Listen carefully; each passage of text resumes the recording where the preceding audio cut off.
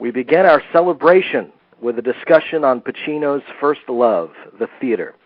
Pacino has returned to his roots in the theater consistently throughout his film career, turning in some of his most striking and potent performances in productions as diverse as Eugene O'Neill's Huey, Shakespeare's Julius Caesar, Ira Lewis's Chinese Coffee, and Dennis McIntyre's National Anthem, just to name a few.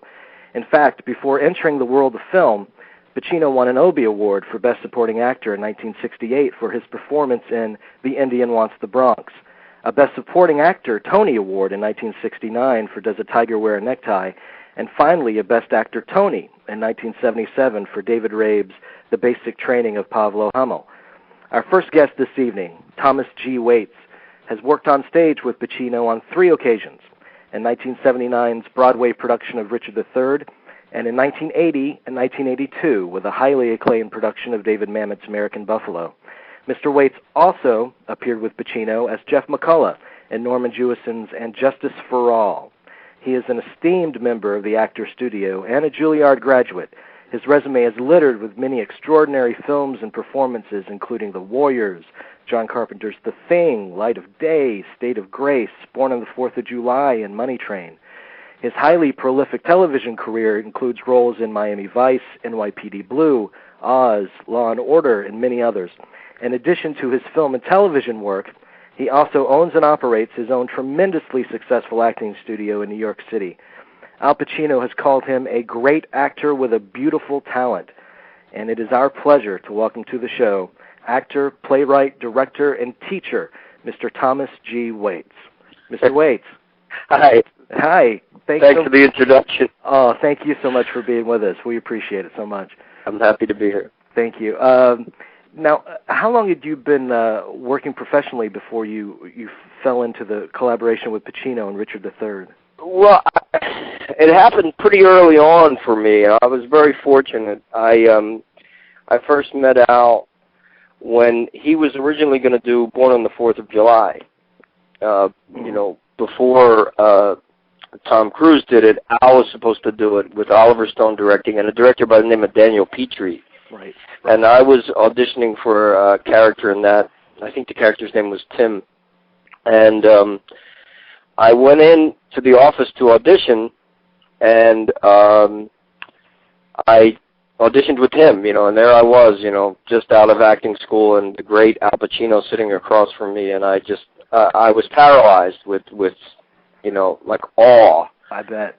And yet he was so gracious and so humble, and he worked with me, and we did the scene, and they ended up shelving the project for the time being, and then they did And Justice for All instead, and they brought me in for that. I got that, and I went down and I worked with Al in Baltimore, and then a few months later they called me to come in and audition for Richard III, and that was the beginning of my relationship with him. Oh, great.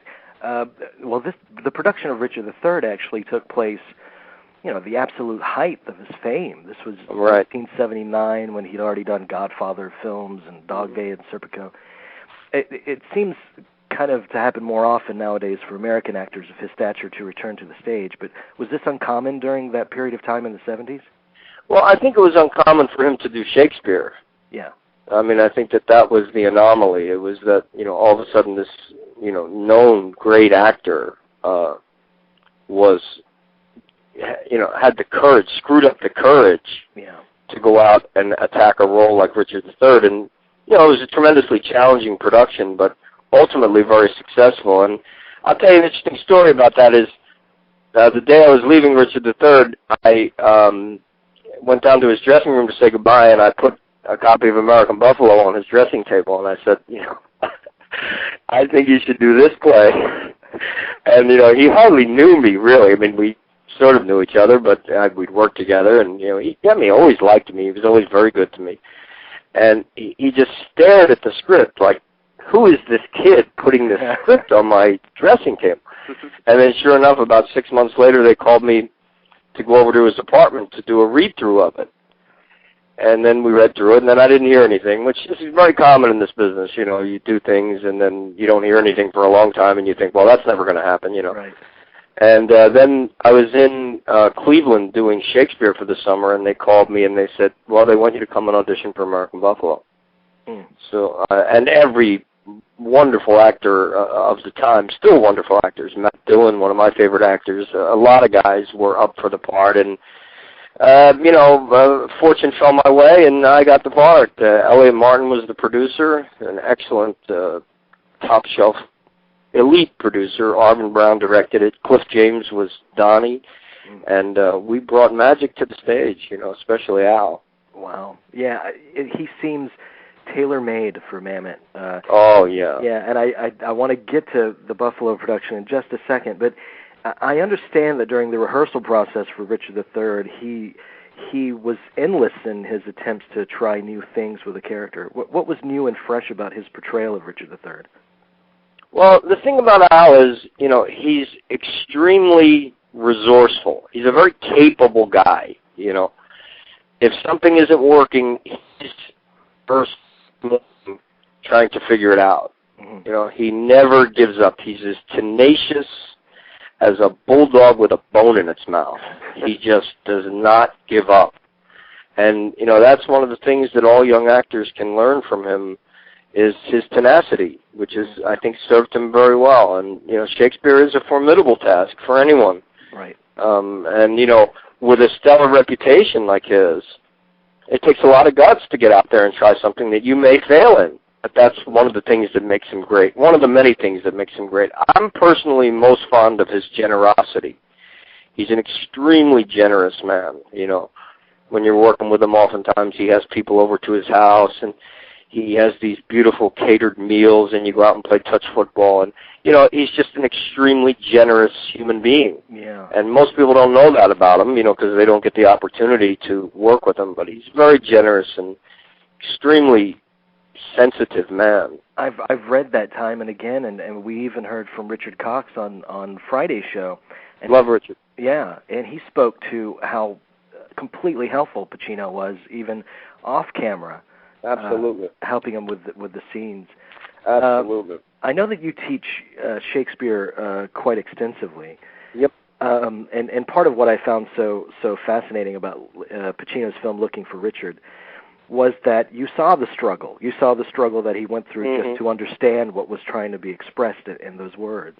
Mm-hmm. In your estimation, how do you break through your prejudices of Shakespeare and make the language your own? Is there a key secret to that, or is that a loaded question? Well, I think you study it. I think you study it. I think you study the great ones that have done it before, and I think you stare at the page, and I think the words speak to you. Shakespeare was, if people don't know, and still is the greatest writer to have ever lived. Yeah. Every author, every novelist, every poet tips his hat and bows down to Shakespeare, because he wasn't just a great playwright, he was a great philosopher, a great poet, a great comedian, a great tragedian. He could do it all. And all you have to do is listen, really. That's the key to Shakespeare, is listen. And he'll teach you.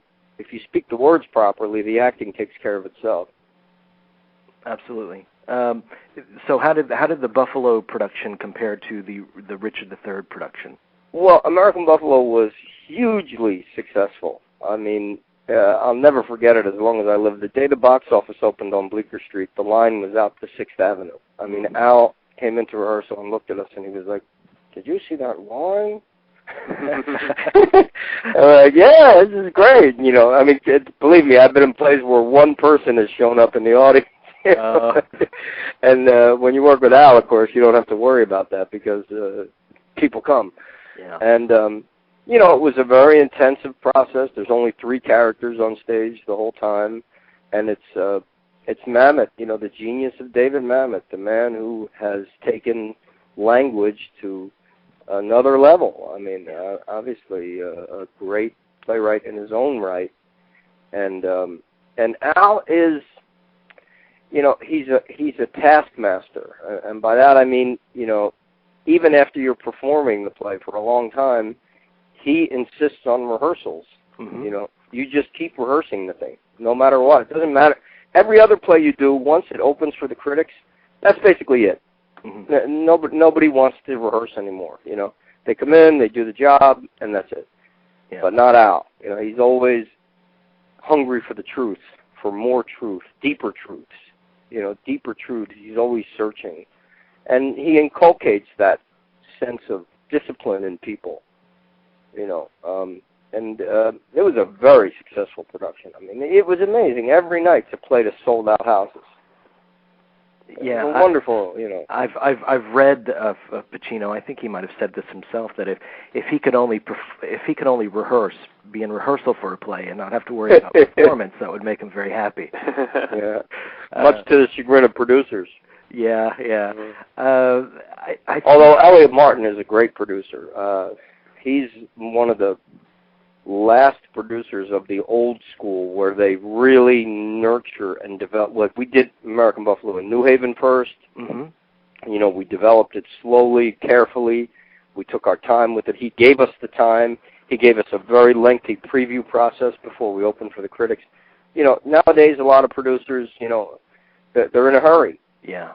And if you want to make something great, you can't be in a hurry. Yeah, that's very rare to kind of nurture that process like that. Yeah, absolutely. Now, is this true that I read that David Mamet actually has been known to sit in the house and stop a performance if his dialogue isn't correctly spoken word for word? Is that just folklore? Not in our production. He just sat there with an unlit cigar in his mouth and seemed to be enjoying himself. His lines are very difficult to learn. Yeah. It's a very complicated poetical pattern that it follows, but if you throw in one extra syllable, it throws the whole scheme of the thing off. It throws it off, yeah. You got to be really specific. I know that Pacino has said that it is challenging, but once you break through Mamet's dialogue and find that rhythm, it's fairly, as he called it, actor-proof. Do you agree with that? Totally, just like with Shakespeare. Yeah. The great playwrights know how to do that. They know how to make it so that it's pretty hard to mess it up. If you just say what they want and mean what they say when they want it, then pretty much you'll be okay if you're listening. Yeah.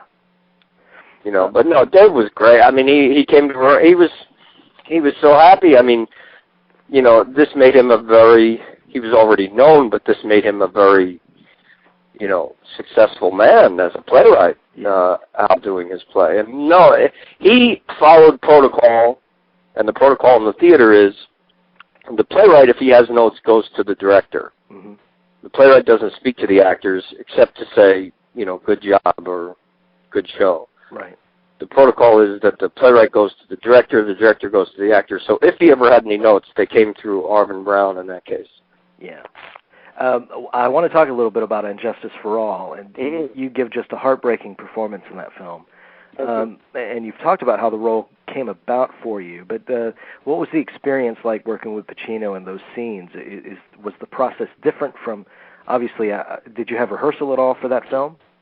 Yeah, we did. We had 2 weeks of rehearsal, and Lee Strasberg was there. And, we sat around the table, and Norman Jewison, another old-school director, really takes his time. And then, we got down there to shoot, the scenes, and early on I had to do that big emotional scene. And I was terrified. Okay, I mean, here I am with one of my heroes. I mean, I became Michael Corleone after I saw The Godfather. I walked around and I thought I was him. And there I am sitting in a room with him, and there I'm shooting a scene with him, and I wasn't doing very well.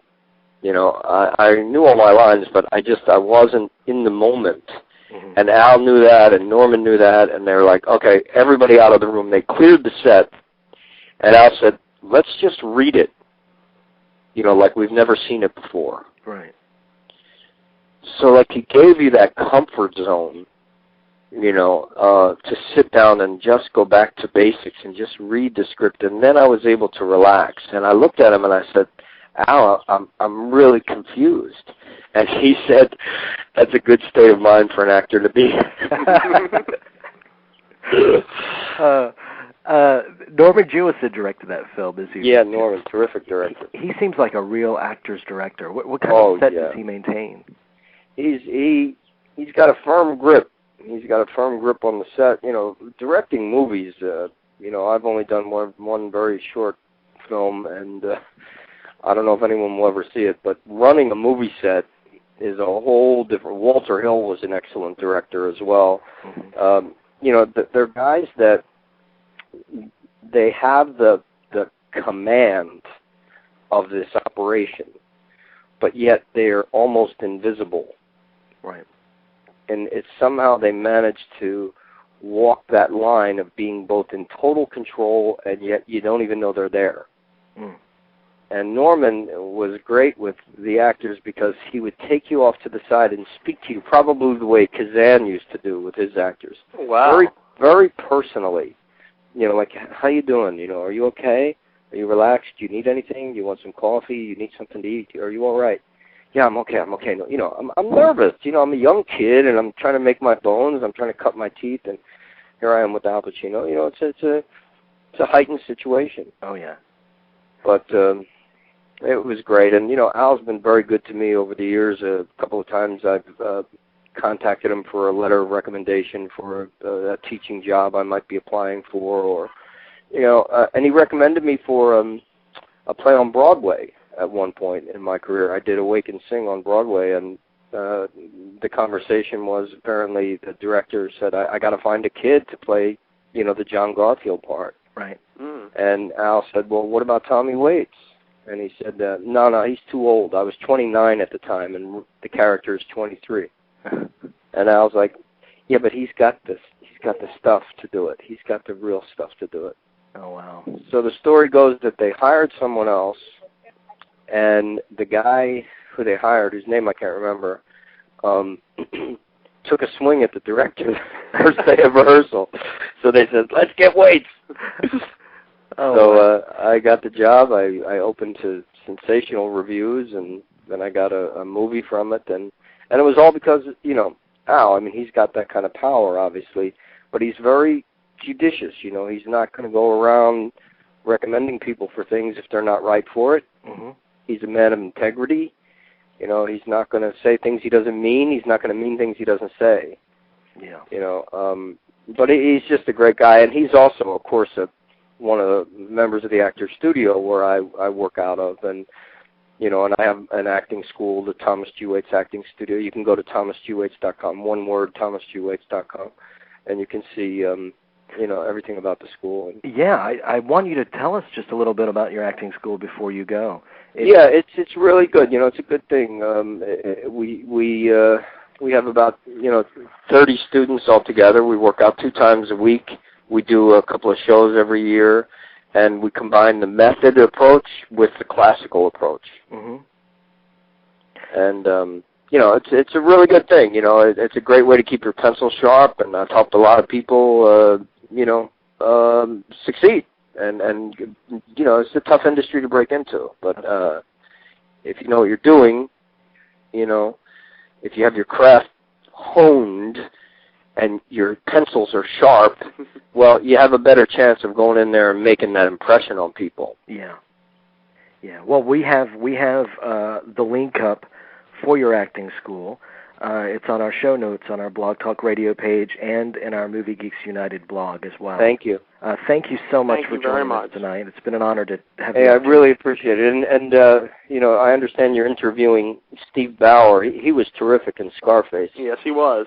We're really Richard Cox is out, a terrific actor also. Yes. So make sure you give them my best, okay? Thank you so much. Will do. Thank you. Okay, gentlemen. Bye-bye now. Bye-bye. Bye. Thomas G. Waits, frequent co-star of Pacino on stage and screen, and owner of Thomas G. Waits Acting School in New York City. Great guest. If I may just add, I think what I've learned with the last 2 interviews we've done with Richard Cox and Mr. Waits is Pacino is an incredibly nurturing spirit on the set and off the set. Yeah, and I think that's obviously the sign of a good human being, but also a good artist. Because to be that giving, I think that's very important because it elevates the quality of everyone's work. Yes, it does. To be that generous. I think we're probably going to hear a lot more of that kind of sentiment tonight from all of our guests. Steven Bauer will be calling in any minute now, and we'll bring him on. Also in the show, we have 5 cast members from Salomaybe, which is the latest directorial project for Pacino. It's one of his passion projects that really hasn't been discussed before. So we're going to give you the scoop on that. And also director Jerry Schatzberg, who directed Pacino before The Godfather came around in The Panic in Needle Park, which you just rewatched again last night, right, Jerry? Yes, I did. Yes. What were your impressions when you watched it again? Well, there are a couple of impressions actually. The first one I bring up is he co-stars with Richard Bright in the film, who is a famous character actor from the 70s, 80s, 90s, and into this century before he passed away. But they had a great chemistry on screen that would follow in the Godfather films. But the other thing I noticed is that Pacino brings a lot of his stage work into this first major role, and you can't help but think that he brings a lot of the same energy and intensity that Richard Burton and Peter O'Toole brought into their first roles from the stage as well. So it was just really magnificent to watch again with that kind of hindsight. You know, and I think I enjoy his theatricality, and I know there's some criticisms for that as of late, but you know, the voice and that kind of thing that he gets criticized for a lot lately. But I really appreciate the theatrical kind of sense that he brings to some of these performances. You know, how else would you want, I've made this point before, how else would you want to see the devil played? Exactly. How else do you play Colonel Frank Slade? These are roles that demand that kind of power and theatrical sense.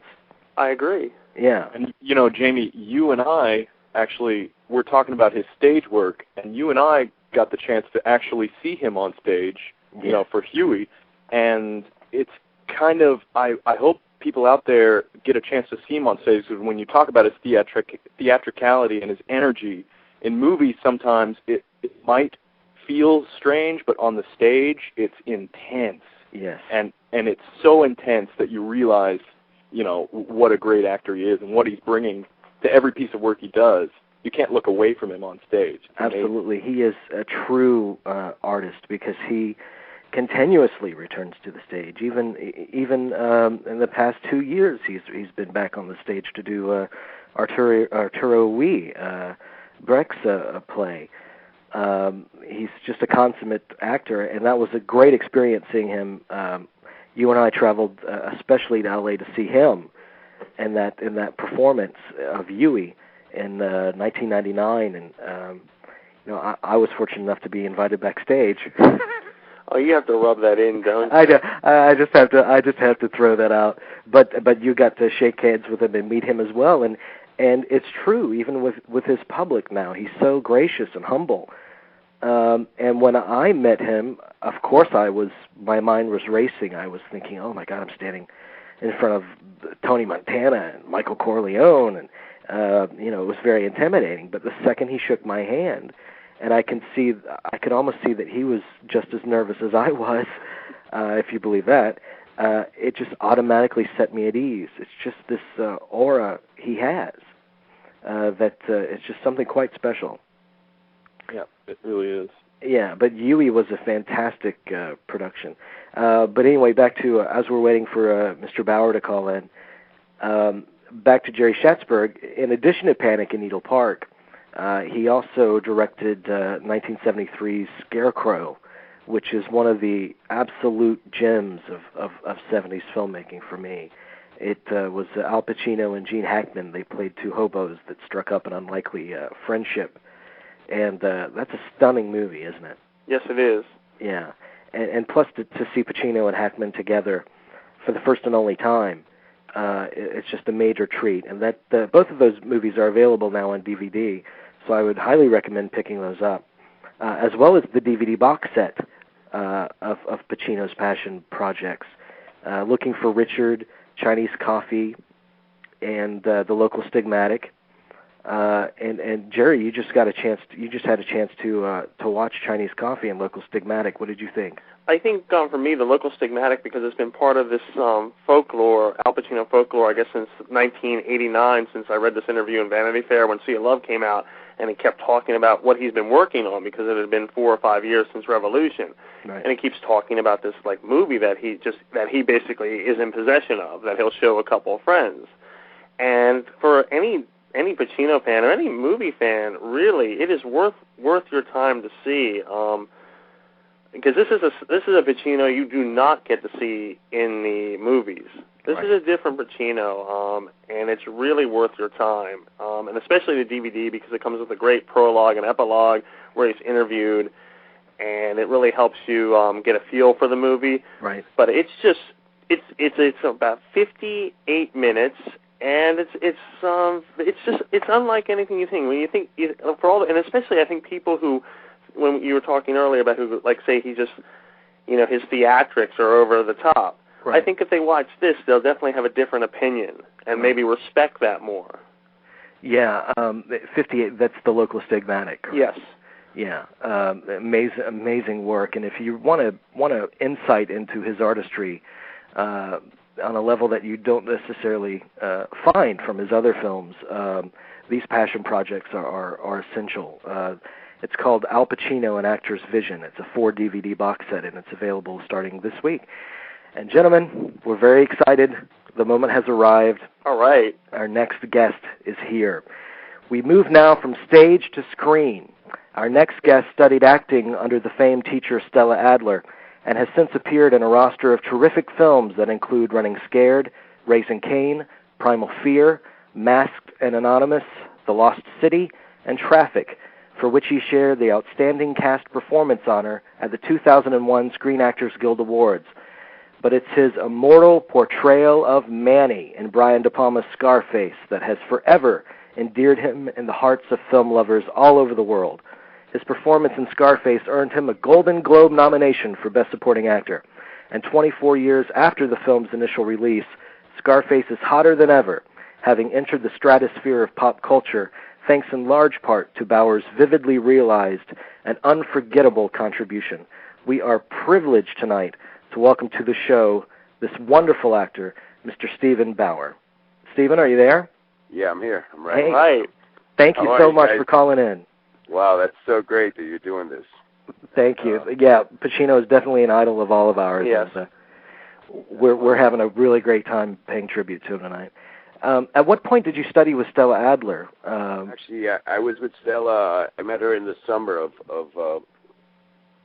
81, actually. And Melanie Griffith and I were, when we were first together, we both we knew about Stella Adler, and we were told by a good friend that she had a great class in the summers in Los Angeles, and she went out to L.A. in the summers, and mostly taught in New York, of course. Yeah. And she did a class called script analysis, and so we signed up for it, and we're just knocked out by her vision and her style, her expression, and her what were manner. some of the main things that you took from her? Well, she was just so passionate, and she knew human behavior, and she had seen so much. One of the things that was so great about her is that it's just her lifespan and her experience. She was in the theater, and she lived in the theater. She was raised in the theater. Her father, Jacob Adler, was the last great actor of the Yiddish theater in New York, and she worked as a kid, as a young girl with her dad in the Yiddish theater, and then went on to the American stage, and then forming the group theater with her husband, with Harold Klerman and Lee Strasberg, and then she went to Russia and studied with Stanislavski at his bedside when he was dying. Wow, what a life!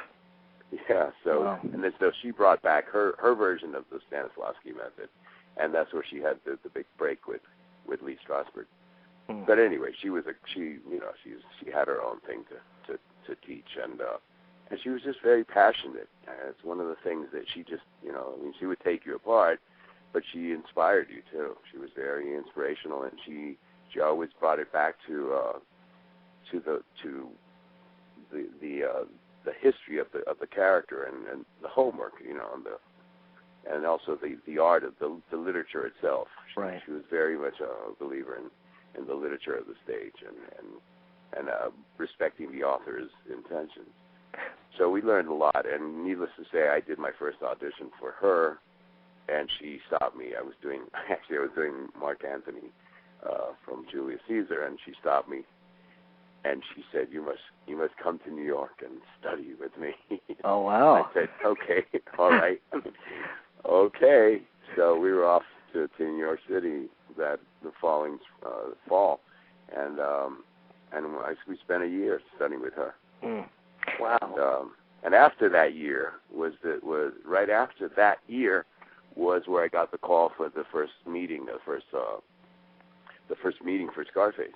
Yeah. I understand that audition process was fairly long-winded and arduous, wasn't it? Yeah, it really was. It really went on for a long time. I remember that we started in the spring and just before the summer of '82, I believe, and then it wasn't settled till about August or September, I think. Mm. Wow. Do you remember the first time you met Al? Yes, actually, the first time I met Al was this is really ironic because I met him. I don't know if he remembers this, but I met him at a cafe in the Village after seeing him. Some friends took me to see him in Buffalo, in American Buffalo, and I think I sat like in the fourth row or something, and I was just knocked out, right? And then but after the show, we got invited to go to this cafe, to this bar or something, and we sat at a big table, a lot of people, and I sat on a corner, and he sat at the head of the table. So I sat literally inches from him. I don't think I said a word to him, but that must have been in the spring, or it must have been the spring or in the winter of '82. And then right after that was the audition, the first audition, and then ironically, I started the auditioning process and the meetings with Brian De Palma and then Martin Bregman in L.A., Marty Bregman in Los Angeles, and he gave me the script, and I started reading the script and learning the part and preparing to meet Al, because the whole deal was, well, you're our choice, but Al's going to make, he's got to come on board. Decision, yeah. He's got to meet you. But I couldn't meet Al for God knows, the whole summer went by, and I still hadn't met Al. And then finally they put us together in a room, and it was I like to call it love at first sight. It was chemistry. It was chemistry, when when you meet the girl, and it's like, oh boy, it was like fireworks. It just, we just like hit it off immediately. So it was that was really the first time we met, because, like I said, I sat inches from him, but I don't think I talked to him all night. Yeah. I understand that you and Al were pretty inseparable during the shoot. Yeah, during the shoot. What kind of things did he take from you and vice versa? Well, the thing is that I really felt, that what I could offer mostly was the reality of my experience of my being Cuban, of my growing up with that culture, mm-hmm. and that if I could bring some of that to the movie, if that could seep, if I could infuse that in some of the other actors who weren't the ones who weren't Cuban, that would be a major moral triumph for me, and for where I came from. Right. Well, you succeeded. Yeah. I wanted it to have some authenticity, because not only was it my first step into movie, into movies. Really, it was my first movie, my first film. I've been doing some television, and but I really didn't want to enter the world of cinema without it being some sort of, something meaningful. And it was luck that it turned out to be Scarface. It turned out to be this kind of break. obviously opposite him. So when and in something that had to do with my culture, and my culture being so weird, to the United States. I grew up as a foreigner. Really, I was an outsider in the United States, and it imbued everything that I was, all my upbringing, being an outsider, as a kid. Luckily, I didn't, I'm not saying poor me, because there are many who had it much rougher than I did, because I didn't really look like an outsider. I didn't look that. I don't have, I didn't have, like, as a kid, I had lighter hair, and I didn't really look like that little Latin kid, so I wasn't picked on that way, but I did have, like, this big name. My dad's name, my dad's family name is Echevarria, and so I did carry, like, this big-ass, long Latin name that nobody could pronounce, and that was a source of tremendous consternation for me in school, because I didn't even want to identify myself. So I was invisible, really, as a kid. I wasn't outgoing. So when I became an actor, when I had the opportunity to do Scarface, I thought, man, if this movie, it's about Cubans. Finally, I can, like, redeem Cubans in the eyes of, not only, the U.S., but the world, probably. And Bregman, I remember Bregman had told me early on, because there was this possibility that I got an offer to do another film about the same time, right at the same time, and it would have conflicted. And it was a great opportunity. It was a nice film. It's a Canadian film, and it was the lead role, and there were, a lot of people wanted me to do it because it would have been a break, but I was on hold for Al to the big meeting with Al. Like that, I had Scarface, but I didn't have it yet. It's like a bird in hand, right? So I had this other film, this Canadian film, and everybody's like, "You're crazy, Steven. You're an idiot. Take the film that's real." And other people were telling everybody was saying, "You're not gonna get Scarface. You're deluding yourself." And I said, "No, but," and I'd be like the good boy. I'd be like, "No, but Mr. Bregman said." Mr. Bregman told me I'm going to do Scarface. I just have to meet Al. And they'd be like, "Yeah, sure. Yeah, right. Oh, what? You're going to believe Mr. Hollywood producer." Yeah. and you're going to turn down an opportunity like this to star in this great little movie. And I said, "Yeah." And then so when push came to shove, and I went to Bregman again, like one more time. I went to him like 10 times. I said, "Please," they're begging me. Can I give them some sort of insurance that I'm not crazy for turning down this other film? And he said, I just want you to think about it. Something. He's got a really deep voice. He goes, "I want you to remember this. That movie, that little movie, at the most, it's going to be seen by maybe a few thousand people. Maybe. How many people do you think will see Scarface?" He said, "Just think about that. Scarface." I think it's very safe to say you made the right choice. Yeah, thank God. Yeah. So I turned on the other movie. There's probably a few thousand people watching Scarface right this moment. Yeah, Hey, you know where I am right now? I'm actually parked. I'm parked on the street on Washington, in Miami Beach on Washington Avenue. Yeah. And right by where those shops are that sell the posters and those big ass frame Scarface kits. Oh yeah. And the action figures, I bet too. I walk by here, when I'm in Miami. I walk down this street and there's these stores that sell Scarface stuff that's like unlicensed Scarface memorabilia, and there we are, right in the picture window. And every once in a while, a friend of mine will beg me to walk into one of the stores, and because he'll want to buy something for, a friend of mine will want to buy a gift for another of his Scarface buddies, and so we go in there and choose the thing, and then I sign it, and then I'll sign a few more for the guy in the store. The store guy will freak. He'll be like, "Oh my God, I can't believe you just made this so valuable," coming in and signing it and stuff.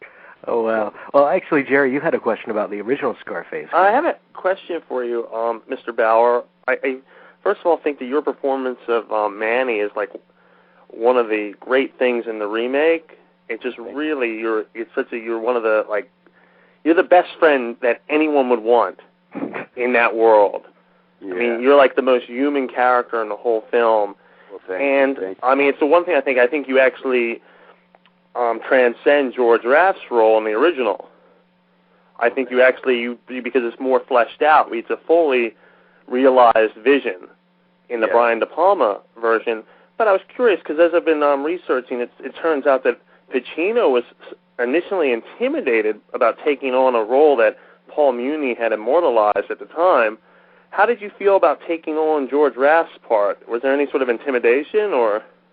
Honestly, this is what I can say about that is that we thought a lot together, like communally thought about the original.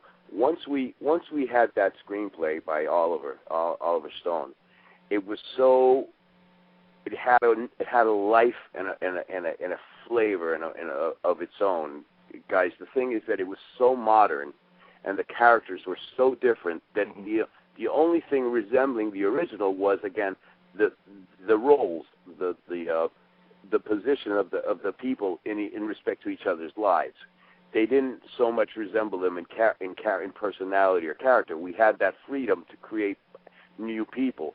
Obviously, again, an obvious difference is that we're talking about the 1930s and then the 1980s. Right.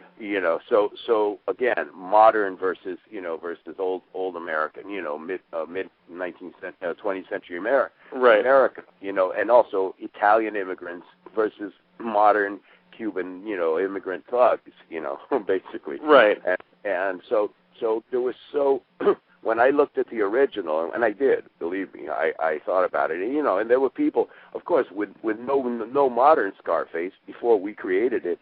The only thing people thought about was, hey, you're going to redo the original Scarface, and not a lot of people knew the original Scarface because, as you know, as a student of it, I know you know that it hadn't been seen a lot, especially because it had been basically censored and not seen the light of day a lot with in American pop culture. That's very true. Right. It was something that was like you heard about it. You heard about the original Scarface a lot. You could research it. You could find it, but you couldn't really see it. It wasn't real accessible. So for us, it was like, ooh, wow, the icon, Scarface, and Paul Muni, absolutely. Paul Muni much more so because he was such a brilliant, such a giant of an actor. Right. Muni, but George Raft was more of a movie star, and Raft's character, when I looked at it before I did the movie, I did take a look at the original, and I saw that it was, his role was not even, it wasn't even like a tenth of what I saw on the page. Right. What I was getting the opportunity to take on. I was like, oh man, thank God. I was like, wow. Poor George had almost like a cardboard character. Oh, I agree. To play with. What he created was great because he had a lot of style. And he had that little thing, that thing he did with the flipping the coin. Yeah. He had a thing that he did, and it's funny because there were like a couple of old timers I think at the time when I was like starting the movie, and Al would introduce me to like friends of his, old actors or something. They'd say, and this is the guy he's playing, and these actors would be like, oh, you're playing the George Raft role. Are you gonna do the thing? Are you gonna flip the thing with the? Are you going to flip the coin? And I'm like, no. I'm like, I don't think so. I don't think this is, no, I don't think so. No, that's... Then what are you going to do? And I go, I'm going to stick my tongue out at somebody else.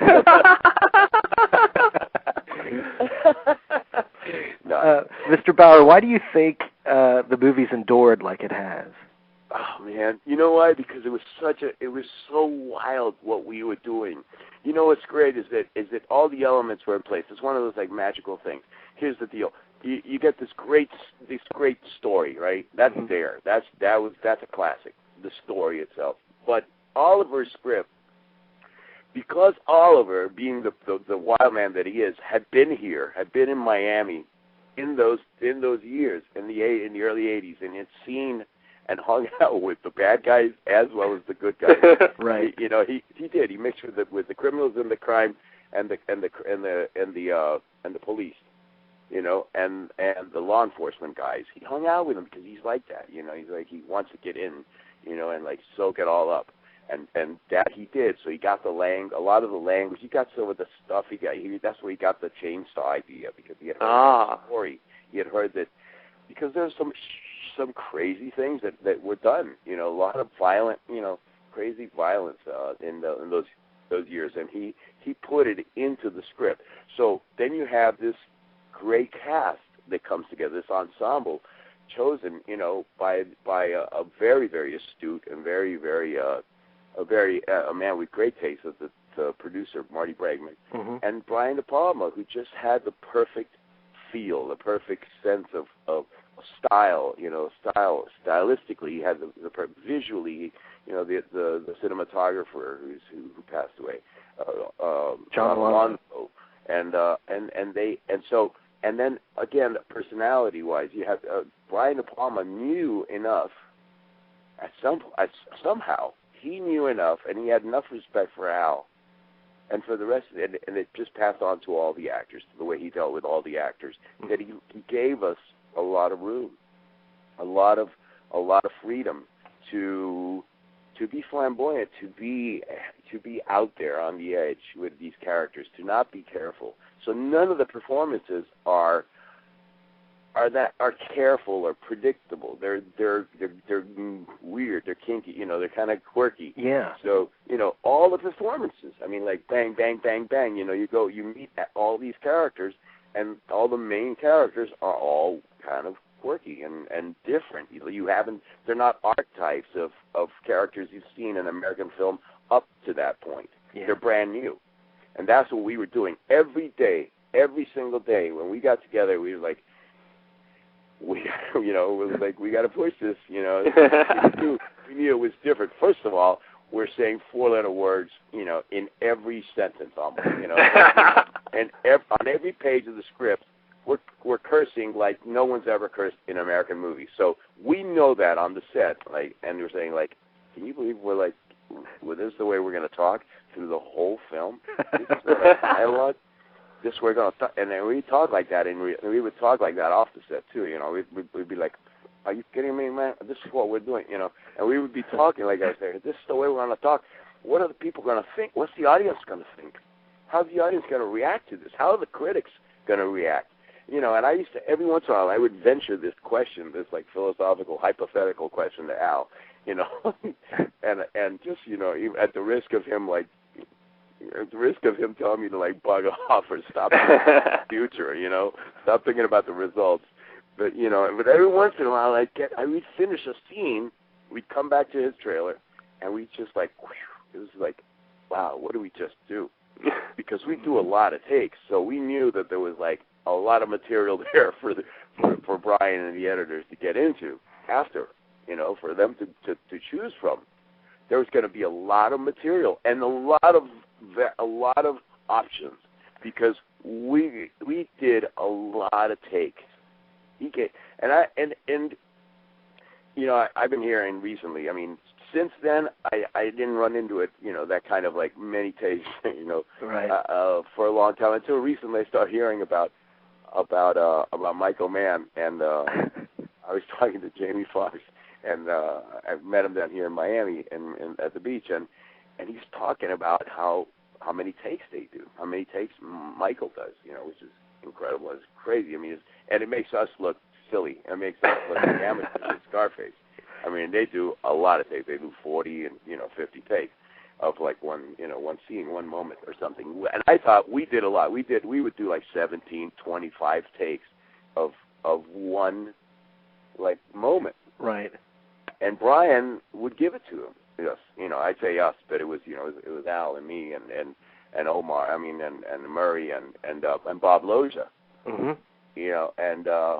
And we'd go we'd do like the first few, And and you'd think, well, that was it. We got it. Basically, we got the scene, And then Al would like pull me aside and he'd go like, "What do you think?" I say, "It's all right. I think we got it." And he'd say, "I think we need one more." So we go, "Okay, let's do one more." Okay, so he'd go, "Brian, can we do one more?" So we'd do one more, and then it would be like we'd do like 15 more, Oh, I hear that he's never happier than when he's just working it out, Yeah. Before I let you go, I got to know about his creative process and what you observed from his creative process and learned from him. Well, what I can tell you is this: is that he really, and I was really happy about this because I'd heard people who would tell me all kinds of things to prepare me, and I'm very instinctive, but I'm also a very good student because I had a great teacher with Stella. Stella, she really taught me, and another teacher I had, Harry Master George, taught me to really respect the writer and know what the writer intended, and when it's good writing, when it's when you're just improvising, you improvise, right. But the thing about Al is that he really was. We had a very instinctive and a very, very organic way of going about creating these guys that we were given the opportunity to spend a lot of time together, and so we talked about everything. We could talk about anything as the characters. We talked about our lives. We gave ourselves a history, so that once we walked on the set, we knew who we were, and things could happen. There could be accidents. There could be improvisation within the boundaries of what the intention of the scene was. And Brian De Palma knew enough to let those things happen, to give us a lot of room. And Al always had that. He's always got that a room for something to happen in the scene in that moment. So it's not set in stone, and so it never feels stiff. It never feels stale. You don't like rehearse things to death with him. We just do it. We just do it, and then we get if we can, and we'll do it a different way. And do it again. Like it's a really, really great process. Yeah. Well, what's ahead for you? Well, I just finished a really cool movie that I'm starring in. I've got the main role with a young actress who's a Israeli supermodel. Her name is Bar Rafeli. She's actually also Leonardo DiCaprio's girlfriend. And, oh wow! Okay. Sweetheart. And the movie's directed by Chaim Buzagla, who's a really strong, really creative Israeli director. Mm-hmm. And it'll probably be you'll probably see it on festival circuit. Probably ready in November, December this year. Okay. Got another movie coming out this year called From Mexico with Love, with a young actor, Kuno Becker, and that should be out maybe at the end of the summer, hopefully.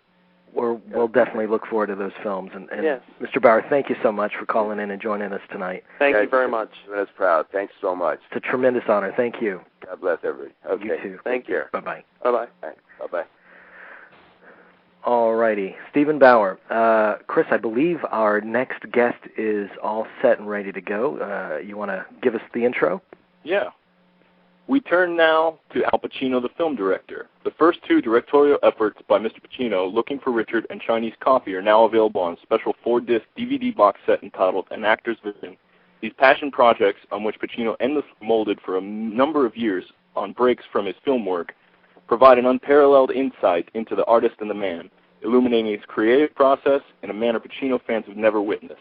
During this broadcast, we've delivered the scoop on Pacino's latest passion project, Salomaybe. It is based upon Pacino's experience with the Oscar Wilde play Salome, a production in which he has invested a great number of years in a number of incarnations and venues. We'll be speaking to 5 actors from the upcoming film. 4 will join us at the top of the broadcast second hour. Right now we're privileged to have on the show Corey Lee Loisel, who plays Salome in the film. Ms. Loisel has stunned audiences with her terrific performances in a number of shows both in Massachusetts and New York. She's been featured on television and in independent films, and she is the vice president of the Cassiopeia Theater Company in Los Angeles. It's a pleasure to welcome to the show Miss Corey Lee Loisel. Corey, are you there? Is this Corey? I don't believe Corey called in. I thought that was the number for Corey right there, but all right. Well, that was a nice intro, Chris. That was a great intro. Thank you very much. Thank you. I'm so sorry. We've never done this before. We actually have. I guess Miss Loisel isn't calling in at the moment, but we do have, as Chris mentioned, 4 actors from Salomaybe at the top of the hour. In just a minute or two. And we've never had 4 guests on the show at one time, 4 live lines. You can only have up to 5 live lines on the Blog Talk Radio server. So as soon as I see that everyone is all set and ready to go on the phone here, I'm going to mute Jerry and Chris. Sorry, guys. That's okay. And conduct the interview with our guests. So I have a number here that I don't recognize, but we'll be figuring that out. So yeah, Mr. Bauer, tremendous talent and great insight into one of our great films of the past 20 years. Mm-hmm. He's a pretty awesome storyteller, too. Yes, he is. Sounds like he's just got a lot of story. It's a shame we were only able to touch on Scarface, really, because looking down his list of credentials, it seems like he could talk about a lot of other great movies. Raising Cain and Traffic. Yeah. Raising Cain, Traffic, Running Scared. Yeah, Running Scared. Yeah, I'll mention there in his intro is just a bunch of great, terrific work. And, I'd love to know what the Steven Soderbergh experience is like and what was different about his De Palma experience on Raising Cain, which was many years after his efforts in Scarface. Yeah, 10 years later, so. Yeah. Yeah, it was just an amazing actor, and I'm still in a state of shock, okay? We just interviewed Manny, okay? I'm in a state of shock, okay? I can't contain myself. And we're talking about De Palma, okay? I'm just sorry. I'm just, really still in a state. I know it's special for you, Jerry. Yeah, you know it. We all love De Palma, but I think you've got a special love for him. Yes, I do. Don't get into that. Yeah, we're not going to get into that right now. That's hours of therapy right there. Yes, it is. And I'm not trained in that field. None of us are. But definitely, we're actually thinking of doing a De Palma tribute in the next month or so. So you'll be able to feed your obsession with De Palma at that time. I will, definitely. Yeah, that'll be great. All right, gentlemen, our 4 guests are on the line, so I'll see you on the other side of this interview. Okay. All right, well, Chris just gave you the lowdown on the new film Salomaybe from Al Pacino. Now we're going to hear from 4 actors from that film. You can find links to all of these fine actors on our MySpace blog at myspace.com/MovieGeeksUnited, and on the show notes section of the Blog Talk Radio page you're listening to the show from right now. They are truly a terrific group of creative talents, and it is my pleasure to welcome all of them on the show. Starting with Joe Rossetto. Joe, are you there? Yes, I am. How are you? Hey, thanks so much for joining us tonight. My pleasure. Waiting to get on. I was more nervous than being on stage with Pacino. Gosh, I heard the Corey introduction, and I was talking, and nobody heard me. Oh, yeah, I'm sorry about that. Let me bring on your co-stars real quick. We also have Mr. Pancho Hodges from the Salomaybe film. Pancho, are you there? I am right here. Glad to be here. Thank you so much for joining us tonight. Thanks for having me. We also have Mr. Jeffrey Owens. Jeffrey? Yeah. Yes, hi. Thank you for being with us tonight. Thank you. Thank you. And we also have Mr. Steve Roman. Hey, what's going on? Hey, Steve. Thank you so much for calling in. My pleasure. Okay, this might be a little tricky because we have 4 live lines here, but I'm so honored to have you all with us, and I couldn't pass up a chance to speak to each and every one of you. I've got questions for all of you. But if we could go one by one here, starting with Jeffrey, when did you first meet Mr. Pacino, and what role did you play in Salomaybe? I met Pacino when we started rehearsals for the first phase of the reading in Los Angeles of Salome at the Tiffany Theater, the Actors Studio space in Los Angeles in January of 2000. 6, and I played Tigellinus, the Roman ambassador to the court of King Herod in the play. Tigellinus. So I know 3 of you were actually in the production. Is that correct? The play production. Steve and Joe and I. Yeah. Well, how did 3 of us? No one else. Yeah. So how did you? What was your impression of Mr. Pacino when you first met him, Jeffrey? That he was extremely generous and very gracious. I mean, we were all like very aware of the fact that he's Al Pacino. He is aware of it too, and he made it very easy for us. I mean, I'm speaking for myself, but I felt like he went out of his way to put us all at ease and just be an actor in an ensemble. And he was just very gracious and very kind throughout the whole process. Mm-hmm. Joe, how about you? Well, I recall the first day he walked in, we had all been together and rehearsing for about a week, and Estelle Parsons was directing the stage production, and the door kind of creaked open, and Estelle stopped and said, "I think we have a visitor." And you heard the familiar voice. You didn't see him yet, and he kind of saunters in and says, "Hey, guys, how's it going?" And behind him is his little, I guess, 4 or 5-year-old son, Anton, at the time. Oh. And he says, "How long you guys been rehearsing?" And we stood up for a couple of days and for a couple of hours today. He said, "Oh, with dedication." And he went on to say, I've been rehearsing this play for years. I did readings and readings of it. I just love this play, guys. And he was impassioned, and he was looking us all in the eye, and we all were, at least I know I was mesmerized. I was like, wow, this is Al Pacino talking to us. And he says, there's everything in life is in this play. There's love, there's passion, humor, ecstasy, betrayal, jealousy, everything in life. I so love this play. Everything is in this play. And all of a sudden, without missing a beat, Anton takes down his water bottle that he was drinking or whatever and looks at everybody and just says, "Yeah." In full agreement. I don't know if you guys remember that. But, I don't. That's amazing. He was just like, "Yep, that's my dad." It was classic. Oh, wow. Pancho, how about you? How did you first come to meet Al Pacino? Wow. It was funny because when I was casted for the project, I immediately started working the following day, and we also, I worked on the second phase, which was the desert sequence. I played the executioner of John the Baptist. Uh-huh. And, it was one of those kind of things where we were sitting in the theater waiting for him to come, myself and other co-stars, and, he was running late. One of the people in the production came and said, "Hey, he's running a little bit late, but he'll be here." So I'm sitting there, and for me, Al Pacino is my favorite actor. So I'm already being an actor myself, and just there's certain people as an actor, there's certain people that you have kind of like a wish list that you could work with. Yeah. And of course, Al Pacino was somebody that I couldn't even fathom being able to work with. But here I am sitting in the theater waiting for him to come, and everybody's sitting there, and all of a sudden, we're sitting there in the audience, and on the stage, we just hear these footsteps, and I kind of look around the corner of the curtains, and I just see him walking, and I'm just like, whoa. I'm like thinking to myself, wow, that's Al Pacino. Okay, wow, okay. Let me get my poise together. So, he comes up, and he's like, hey, that voice, hey, can everybody, come down here so I can speak to you? So we go down there, and he starts speaking to us, and I could just look around at the other actors, and I could tell that I couldn't have been the only one that was feeling what I was feeling, just being mesmerized as far as being in his presence. Oh, yeah. But the great thing about him was that he just made everybody feel so comfortable. It wasn't like right. He was throwing it at you like, I'm Al Pacino, you need to shut up and listen to me and blah, blah, blah, whatever.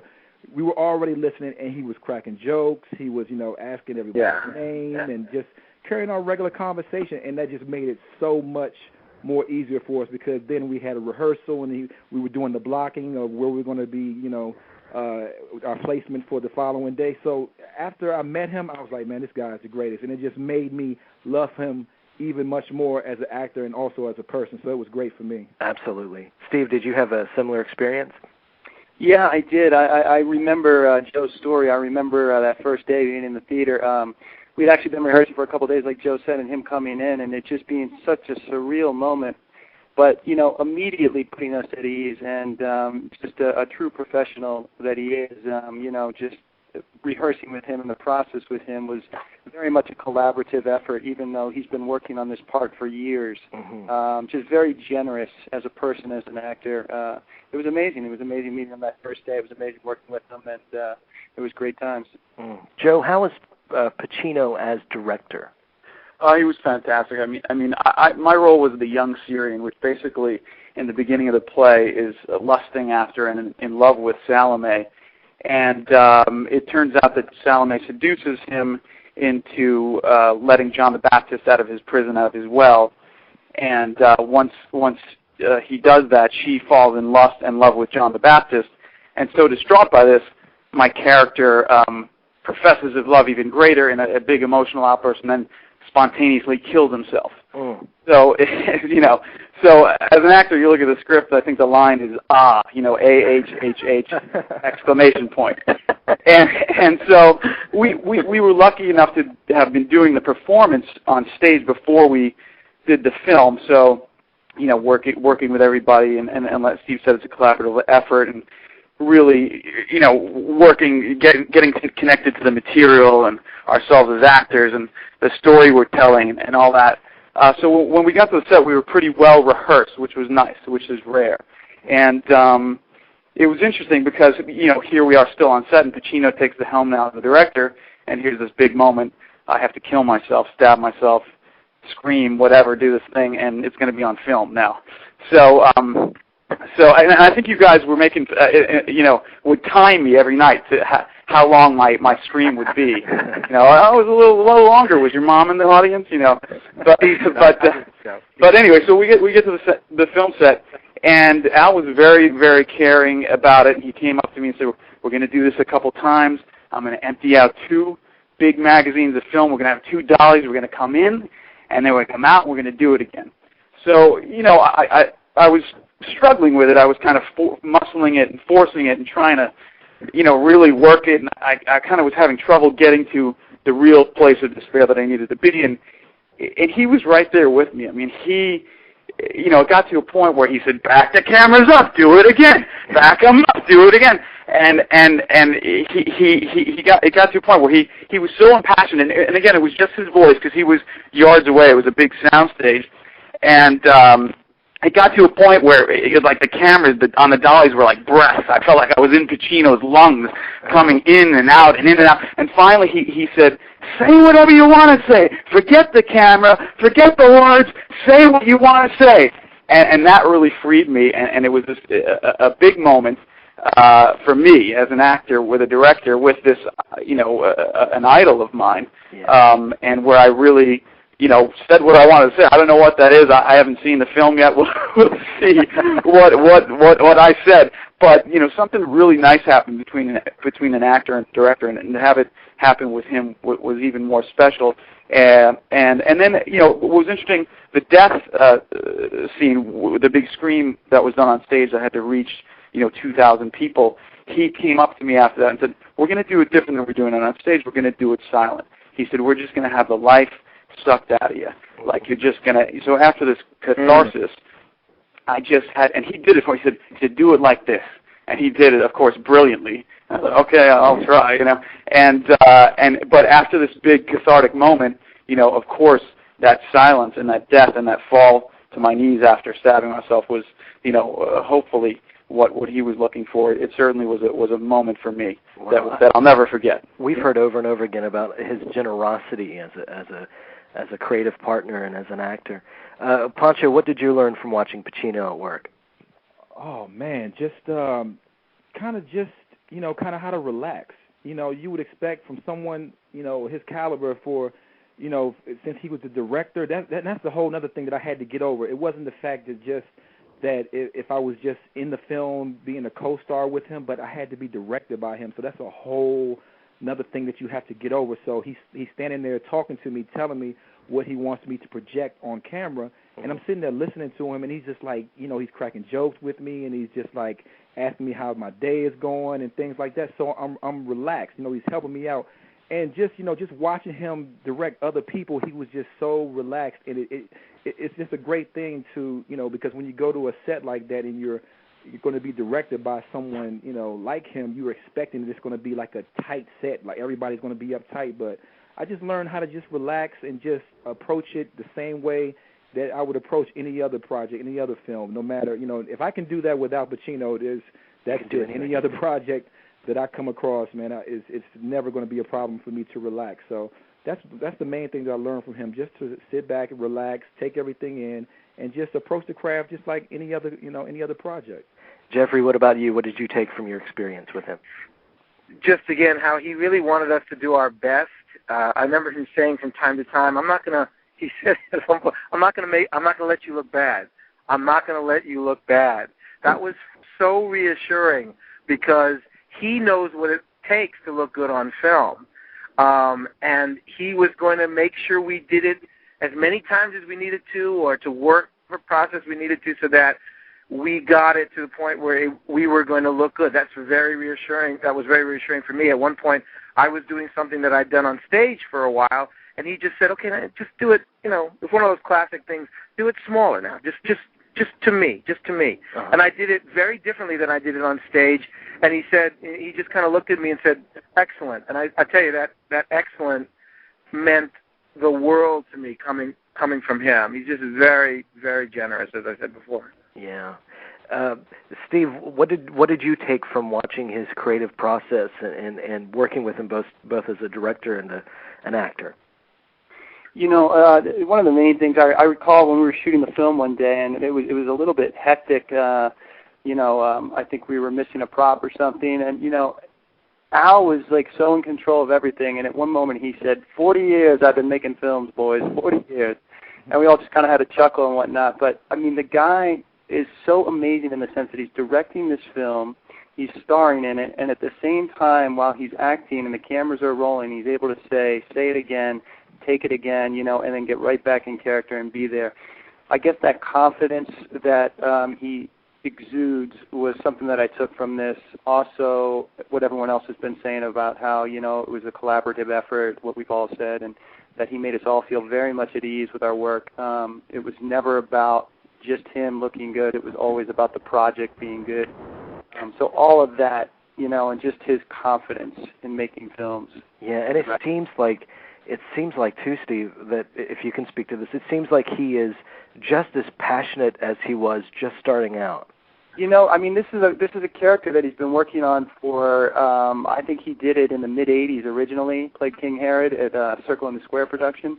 And so he's been working on it for a number of years, and, to have that passion and to get up on stage every night and find something new in Herod, and then to, want to do this passion project, this film, this documentary of the process and everything. I mean, yes, this is a guy that, still is very passionate about it, and, he's someone to look up to. Yeah. Gentlemen, I really appreciate having you all on tonight. I'm sorry we don't have more time, but when the film comes out, you guys have to come back on our show and talk more about this project. Absolutely. Thank you. Thanks you all for having us. Thanks for having us.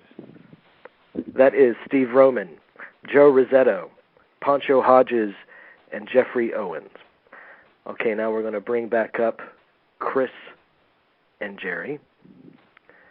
Chris, you there? I'm here. Okay, and Jerry? Yeah, I'm here. You did a great job. Thank you. That was fascinating. All right. The next guest that we're expecting to call in any moment now is director Jerry Schatzberg. And we're all very excited to speak with him. And actually, I see that he's on the line right now, so let's get started. We've just heard from actors who have been directed by Pacino, and now it's time to explore what it's like for someone to direct him.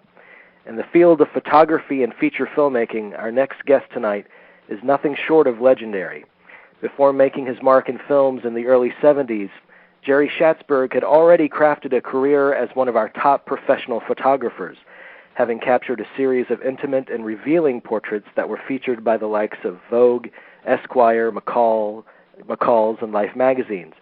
Perhaps his most iconic images are those featuring a young Bob Dylan, particularly a candid image that went on to grace the cover of Dylan's classic album Blonde on Blonde. He used his extensive experience in photography to inform his first feature film in 1970, Puzzle of a Downfall Child, starring Faye Dunaway. In 1971's The Panic in Eagle Park, which has just been made available on DVD, Mr. Schatzberg directed Al Pacino in his first starring role as one half of a young couple trying to survive in the throes of heroin addiction. The film went on to receive a Golden Palm nomination at the Cannes Film Festival, an award that he would win for his next Pacino collaboration, Scarecrow, in 1973, co-starring Gene Hackman. Over the years, he's gone on to direct unforgettable classics like Honeysuckle Rose, Misunderstood, Reunion, and Street Smart. In film after film, his artistic vision has been distinguished by an unflinching eye, a compassionate heart, and an endless pursuit of truth. Welcome to the show, a truly exceptional artist, Mr. Jerry Schatzberg. Mr. Schatzberg, are you there? Yes, I am. Hey, that's quite an introduction. Thank you so much. Thank you for being with us. It's really an honor for me to be able to speak with you. Well, it's a pleasure for me, and as you know, it's a pleasure for me to talk about Al, too, so there's no problem at all. I was thinking while you were talking about all those people that I photographed, I realized that I had photographed Al only once, and that was one Polaroid in all that time, because I was never of the mind to really photograph the actors I worked with, because I had something else to do, and I was too, concerned with that. But It's funny to hear about all those other photographs and then realize I only photographed Al once. Yeah. When were you first made aware of Pacino? Did he audition for you for Panic, or? No, I had seen him several years before that on stage in Indian Wants the Bronx, and I thought he was just unbelievable. I mean, it was so powerful, and it moved me so. And I was with Marty Bregman at the time, and Marty later became his manager, and I said, my God, if ever I directed a film, because I hadn't done any films yet, if ever I directed a film, that's the actor I'd like to work with. We went backstage and met him after, and as I say, Marty eventually started to manage him, but I don't know if it's known or not known, but I've told the story a number of times, because I had first turned down Panic in Needle Park because the lab had scratched the last 6 minutes of my first film, and I was very upset, and I wasn't really thinking too much of my next film. I was just working on this film. And I went up to Marty's office, and he said, there's a really good script out there. I said, what was it? He said, well, it's called Panic in Needle Park. I said, I think I just turned that down. He said, but, Al is interested, and that sort of changed the whole thing. I went back, reread it, went back to the producers, told them how foolish I was, and I think they agreed with me, but they were kind enough to give me another shot at it, and that's how it started with Al. What did you see in him that you thought that he could bring to this character in Panic?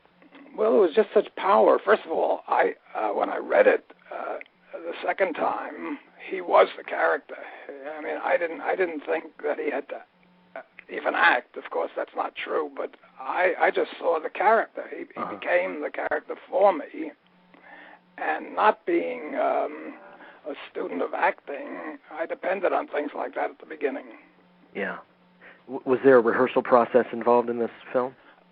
Yeah. Well, actually, it was more than a rehearsal process, because this was Al's first major film. And he, Kitty, and we just hung out for about a month and a half together. We'd go to places where junkies were. We'd go to hospitals. We'd go to seminars. We just really hung out. We got to know each other. We got to know them. We saw awful things that we related to for our characters, but it's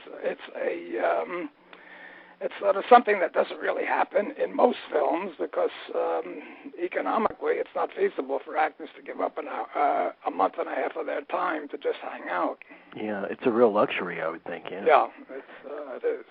And all that experience, it definitely made it onto the screen. All of that rehearsal time and all that experience you had pre-production. Well, I'm pleased when Al always says he thinks it's his best role, and in some ways I understand what he's talking about, because he had most freedom to express himself. Yeah. Well, he was actually, he showed 8 minutes of Panic in Needle Park to the studio behind The Godfather. Is this true? And actually, it was about 20 minutes, because he screen tested 4 times for Paramount. Francis Coppola had seen him on the stage the same way I had, and Francis wanted him. There was no question about it. But it's Paramount that didn't want him, and he screen tested 4 times. I had put together a 20-minute version of Panic so that we could take it around to distributors and such. And Al asked if I would send it to Francis, and I did, and obviously showed it to Paramount, and they changed their mind. I have to ask you about Scarecrow, because this is absolutely one of my favorite movies. Oh, thank you. And I know that it's a script that Pacino particularly loved and championed. At least that's what I heard. Is that true? When we were shooting, or just after we were shooting Panic, he was telling me about Scarecrow. I was not involved in it, and I don't know, something happened. Something must have happened with the director that was involved with it, and both he and Hackman didn't want to do the film with that director, so I guess they had a conversation. My agent, who was also Al's agent, sent it to me, and I didn't quite know what for, and I called him, and he told me, read it and tell me if you like it. I did, and they said, and they told us the situation. After a while, both Al and I, we felt a little bit guilty about the situation, and we told our agent, we don't really like acing somebody out of a script like that. It just doesn't seem right. And he got furious and said to me, anyhow, do you like the script? I said, yes, I do. He says, well, just leave the rest to me. And they made some arrangement in which everything was very amicable. Well, in the film, Gene Hackman, who incidentally, Gene Hackman has said that this is his personal favorite out of all of his own performances. I've read that many times. But Gene Hackman and Al Pacino, they essentially play two hobos that form a bond. Hackman is the kind of the tough and embittered half, and Pacino is the soft-hearted and vulnerable one. Right. Were their working styles very different? Yes. I always said that, Gene would come in and he'd put on his costume and he became the character. Al sort of carried it with him most of the time. And I think in some ways, although I know Gene respected his acting, he was a little bit, maybe I wouldn't say nervous, but he understood that Al and I had worked together, so he was a little bit cautious about that. But Al always, just took more time, and Gene was always, Gene's the ultimate professional. He's always right there, always on time, and Al isn't. But every actor is different, and every actor needs different care, and it sort of, I think in some ways, affected their relationship. And I saw that at one point, Gene was trying to intimidate Al. And I thought it over, and I thought, well, that's really what's happening in the film. Exactly, yeah. So I'll just leave it happen for a while. But years later, I started to realize that was Gene preparing himself for that character. I don't think it was something personal. I think it was Gene just preparing himself for that character. Al was the other character, because Al becomes the characters that he takes on. There's an actress in Scarecrow, Penny Allen. Yes. And she plays Al's wife.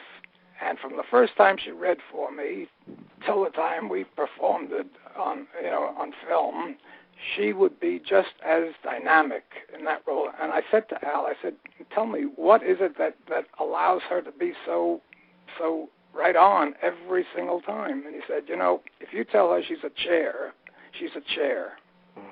And I realized that's the way Al is. If you tell him he is something or you show him a character, he becomes that character. Wow.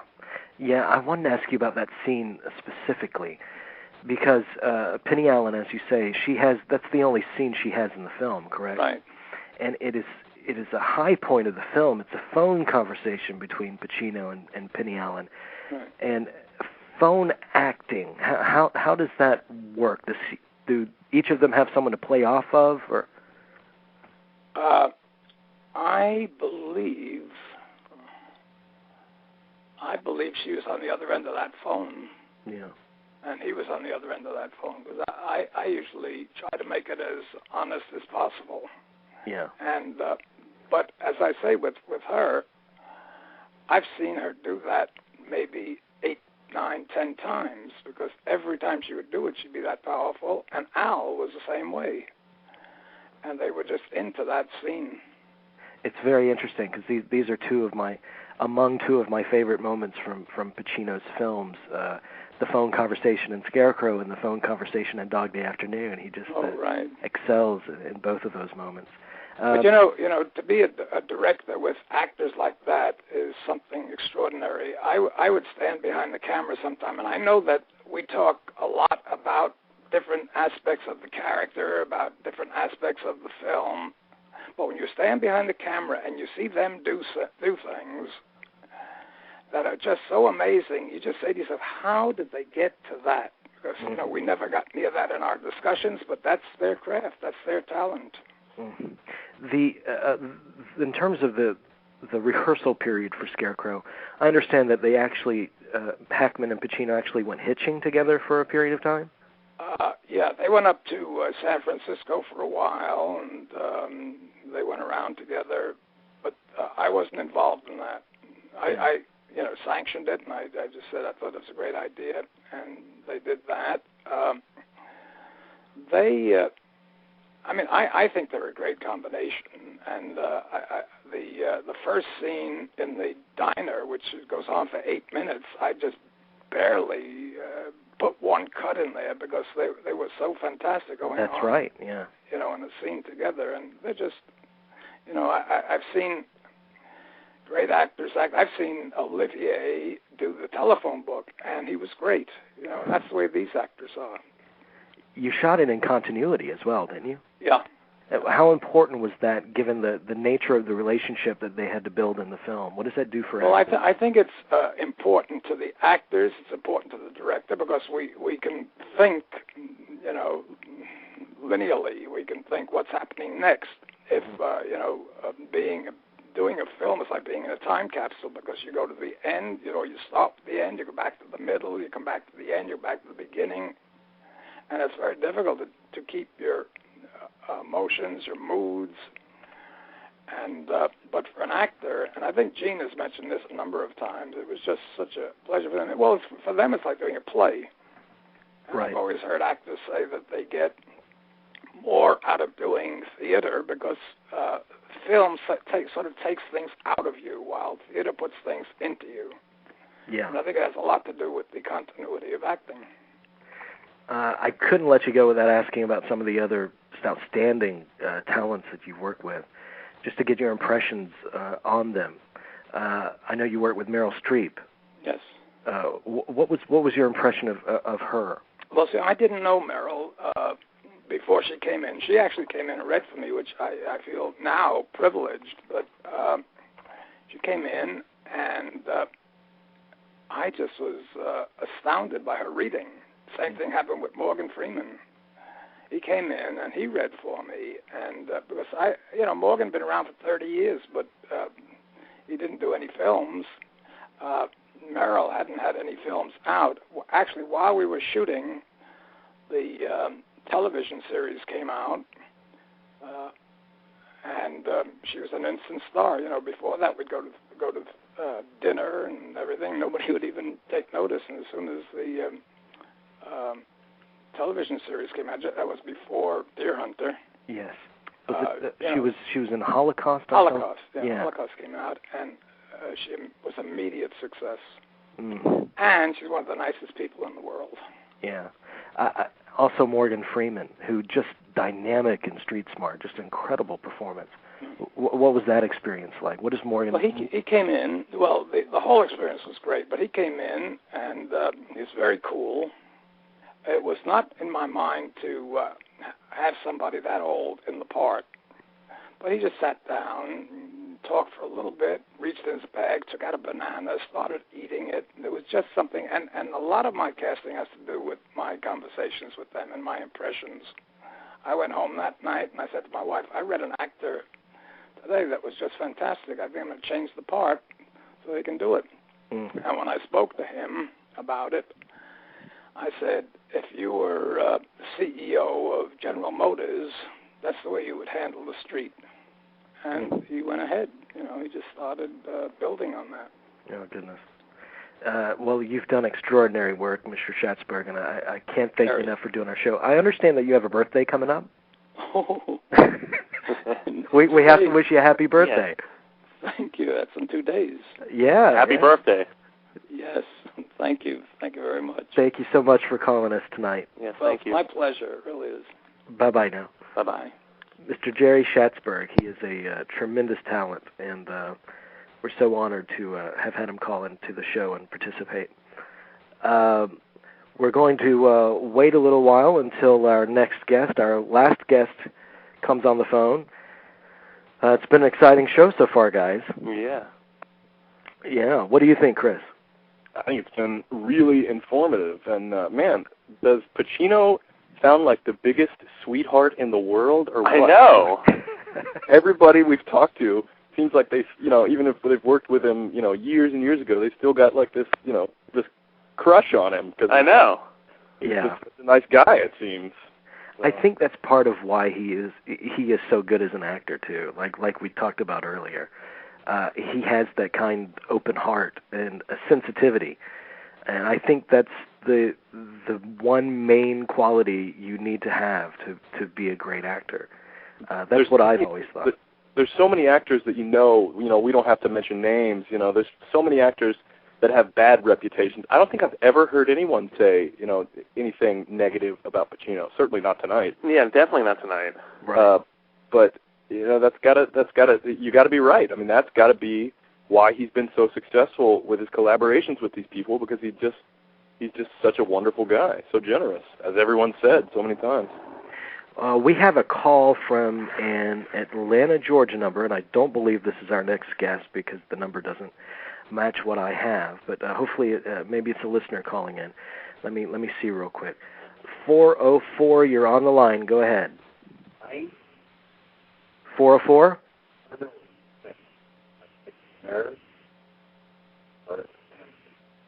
Okay. I'm sorry, your phone is breaking up. Okay, 404 didn't work out, but we're expecting Mr. William Scholl to call in any moment now. We're going to discuss his book, which I believe is the quintessential assessment of Pacino's film career. It's called The Films of Al Pacino. Just to touch base with you guys before we bring on Mr. Scholl, as we're waiting for his phone call, what film do you think will define Pacino the most? Oh, that's a tough one. Well, the one, the performance that defines Pacino, obviously I think The Godfather is maybe the best known movie of his. Yeah. And it's definitely a great performance in all three movies. Yes, yes, it is. Thank you. Yeah. But I think Scarface, for me, really defines what he's capable of. He'd already been working. He'd already achieved fame at that point. He didn't need a knockout performance like that, and still he came through with it. And like we were talking about with Steven Bauer earlier, the movie just continues to be known and talked about, and that's in any small part due to Pacino's performance. He's incredible in it. Yeah. He says that's what he'll be remembered for. He says there's no doubt that's the role that he will be remembered for. Yeah. And it is, too, I've heard him say it is his favorite performance out of his own. Several years ago, I heard him say that Scarface was it for him, Tony Montana. Our next guest has arrived. We end tonight's broadcast with an overall assessment of Pacino's amazing film career, with a primary focus on the films and performances that don't get mentioned often enough. We are honored to have with us this evening the prolific author of The Films of Al Pacino, Mr. William Scholl. Mr. Scholl is the author of many film-related books, including Comic Book Heroes of the Screen, Stay Out of the Shower, and his latest book, The Sundance Kid, an unauthorized biography of Robert Redford. Two of his books have been national bestsellers, The Nightmare Never Ends, which chronicles the Nightmare on Elm Street phenomenon, and another in which he traced a phenomenon of a different kind, the Rat Pack. He is the executive editor of two online magazines, High and Low New York and Quirks Reviews Online. It is a privilege to welcome to the show Mr. William Scholl. Mr. Scholl, are you there? Hang on, I'm trying to mute him real quick. Mr. Scholl? Hi, how are you? Hi, how are you? Thanks so much for being on the show tonight. My pleasure to be here. Thank you. I really enjoyed your book. It's an amazing, thorough, and insightful overview of each of the films that populate Pacino's resume. Thank you. While you're researching your book, what do you think makes Pacino unique as an actor, and why has he endured? Because he's not afraid to be emotional and show passion on the screen. I think that a lot of male actors are terrified of being too emotional because they think it's unmanly. Mm-hmm. Now, men are trained to hide their emotions. Women are not conditioned to do that. They can be more emotional, but men are told you hide your emotions, and that can be deadly for an actor because we do have emotions, and we do show them when it's appropriate, and Pacino was never afraid to be an emotional actor. He's an emotional person in real life. He said he gets that from his mother. And that's one of his great strengths, is that he always gives a very passionate performance. Yeah. Jerry and I were speaking earlier today, and he just rewatched Panic in Needle Park last night. And Jerry, you said that he was dynamic and just full of energy in that film, yeah. And I think that kind of defines every performance he gives. There's always a passion there and even 40 years in the business, it doesn't seem to have gone away, or even waned in the least bit. So not at all. What do you think are the performances that will define him the most? Well, I think you were mentioning Scarface. That seems to be with Pacino fans that I talk to. That seems to be the one that sticks in everybody's mind because he was so explosive in that. It was just a riveting performance. You can't take your eyes off him, and he seemed to be having a great fun playing Montana, and it was just extremely effective. And that seems to be the big one that everybody refers to, along, of course, with the Godfather films. Yeah.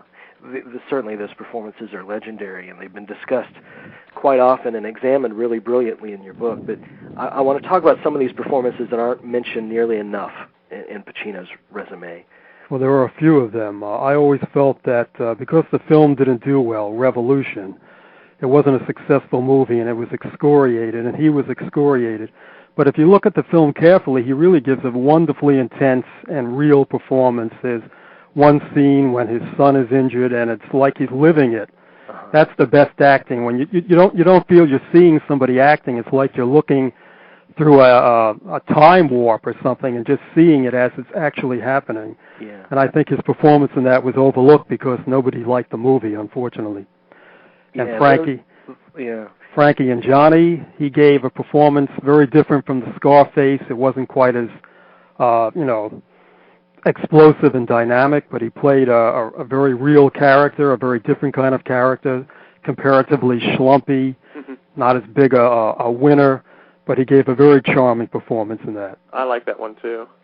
You'd also mentioned, we've been corresponding by email for the past week or two, you also mentioned People I Know, which I think is a dynamic performance. It's from a film a few years back. Would that be one of his overlooked performances as well, do you think? I think so. I think that film sort of came and went without making a big ripple. It's too bad. I thought it was a good picture, and he was mesmerizing. That's a perfect example of an actor can just take control of the screen, and he's just in top form through every single sequence, and whether you like the script or a movie or you didn't like it, you just can't take your eyes off him. He's just absolutely mesmeric in that. A terrific actor. It's a very colorful character. I think his name is Eli Werman. He's an expert New York PR guy. And it's a very colorful character, but it never falls over into caricature. Never, no. And it's a very different role from Tony Montana and those type of parts. And yet he still is riveting, even though he's playing somebody not quite as over the top, larger than life. Yeah. Jerry, what do you think are some of Al Pacino's overlooked performances?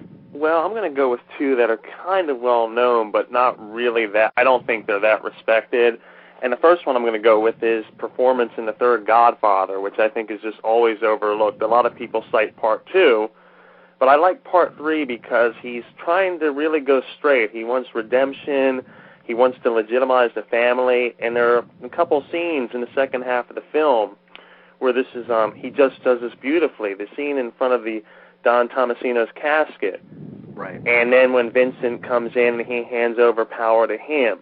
Right. And then there's this one little scene, it's only maybe a couple of seconds after the opera, where he's telling someone walking out, because they're all, Anthony has made this just wonderful stage debut, and he goes, do you hear that? When people think of the name Corleone, they will not think, of bad things, but they'll think of something good. And of course, it's short-lived, but it's just, I always felt like he's trying to go straight, and, people, and he even admits this in interviews, he goes, people just didn't buy it, people weren't into it. People didn't want to see the redemption of Michael Corleone. No one did. Yeah. It's interesting, too, because the actor that we spoke to earlier, I believe it was Joe Rossetto, talking about how he was directed by Pacino to do his death scene as a silent scream. And that powerful moment in Godfather 3, it was edited without sound. Obviously, right. He gave sound during the shooting of it. But that is one of his most powerful moments right there. Right, absolutely. A great summation of a character that lived with him for 30 years. Chris, what about you? What do you think's an overlooked performance?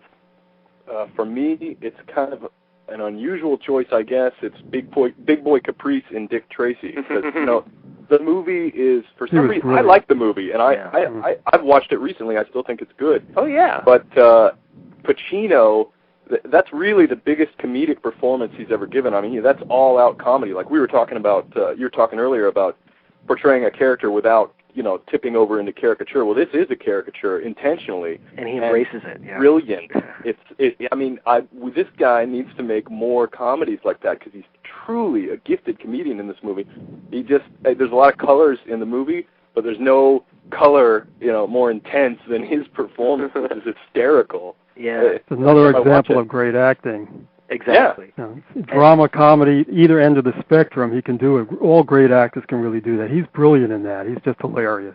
And Mr. Scholl, I actually have 3 movies that I'm crazy about his performances in them, and I don't think they get mentioned often enough. And maybe we can discuss these. Donnie Brasco.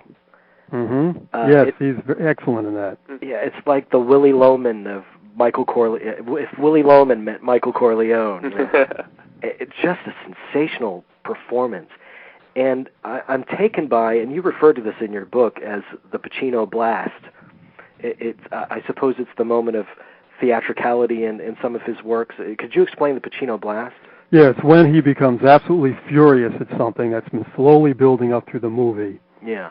And he just unleashes all his demons. He screams, he hollers, he rants, he bangs on doors, he overturns the furniture like in Serpico. He's like an animal that can be barely contained. And he only does it sparingly, which makes it more effective. And the first time he ever did it was in the Panic in Needle Park when he finds out that his girlfriend is turning tricks to get drugs. Right. And he just screams and loses all control. But of course, he's such a good actor that it's always a controlled performance. It never goes into hamminess or chewing the scenery. It's just very, very strong. Mm-hmm. Now, I know that he's received some criticism as of late for that kind of approach, tinkering on too broad or overacting somehow. What's your take on that? I can't think of a single instance where he ever overacted. I think a lot of people prefer the underplaying type of approach of a Robert Redford, a very, very different type of actor. Mm-hmm. And to people like that, they're always going to think Pacino is being too strong, too emotional. But that's his style, and it either works for you or it doesn't. Yeah, and as I was saying earlier, how else would you want to see the devil played in The Devil's Advocate?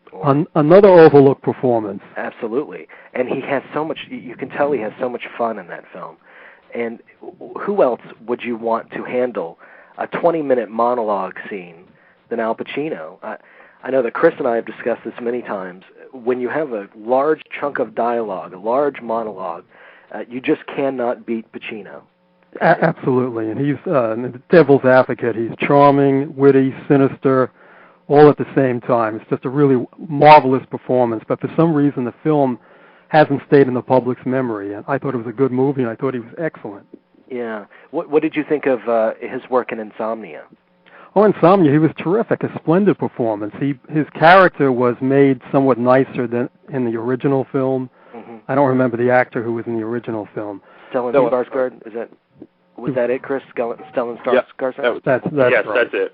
he played a somewhat less likable, more sleazy type of character and was cleaned up a bit. But Pacino's terrific in that. A terrific performance. A very good movie. Yeah, and just from a physical standpoint, that performance, the subtle degradation of his character, because he lacks sleep and he's under all this pressure with a murder investigation and shooting his best friend and trying to find the killer, and it's just so expressive and so extraordinary. And to shoot out of sequence and to maintain that, it's just amazing.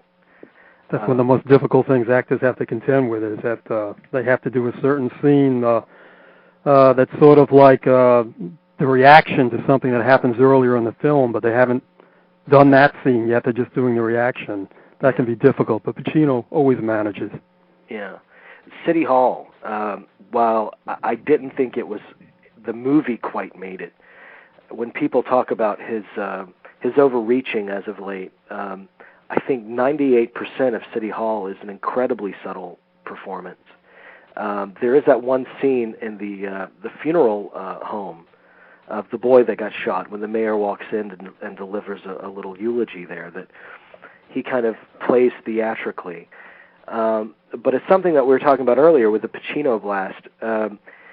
He has said in interviews that when people edit his takes, when the editors use his takes, they always tend to use those scenes where he screams and is most robust, because that's the Pacino that audiences want to see. Exactly. Whereas he says he tries it, 10, 12 different ways. That's the take that they choose themselves. And I think some viewers, some fans are disappointed with some movies because it doesn't give them the opportunity to do the Scarface type of emoting, like City Hall. He was excellent on the picture, but it's almost like he was in a supporting role for John Cusack, and it didn't give him quite as many big moments, Yeah. Like, for instance, in Justice for All gave him a lot of big moments. That's true, yeah. And Justice for All is another great one, and just a famous scene there at the end of the courtroom, the "You're out of order" scene. Yeah. One of his biggest blasts. Yeah, yes, that's absolutely correct. Is there a defining Pacino moment out of all of his work that you would point out, Mr. Scholl? Well, if we're getting back to Scarface at the ending, when he goes to Defiance and takes his gun and is just shooting back, he's not going to give up. He's just going to keep struggling against all odds to survive. And if there's a theme in all the roles he plays, it's always somebody struggling just to survive, just to stay ahead of the game. It doesn't matter if he's a big winner, a rich guy, a Corleone, or a comparative loser like Carlito or Donnie Brasco, a schlump. It's always, that's one big theme that comes through, is he's just trying to stay ahead of the pack, just keep going, keep surviving. Yeah, he has said that he's attracted to characters that exist on the edge. Exactly, yeah. Yeah, and Sea of Love is another one where that's definitely a character that fits that mold. Now that was the performance that he came back with after he took a hiatus from films after Revolution. He was off the screen for four long years. Yeah, it was. What were your impressions of his performance in Sea of Love? Oh, it was an excellent performance again. I was never too crazy about the film itself, but I thought he was excellent in it. Yeah. I've never seen him really give a bad performance, even in things that are somewhat disappointing, like Author, and movies that he's miscast in. He's such a good actor that he triumphs over the miscasting, and he's never bad. He may not be as riveting as he is in some films or as well cast, but he's never given a really bad performance that I can think of.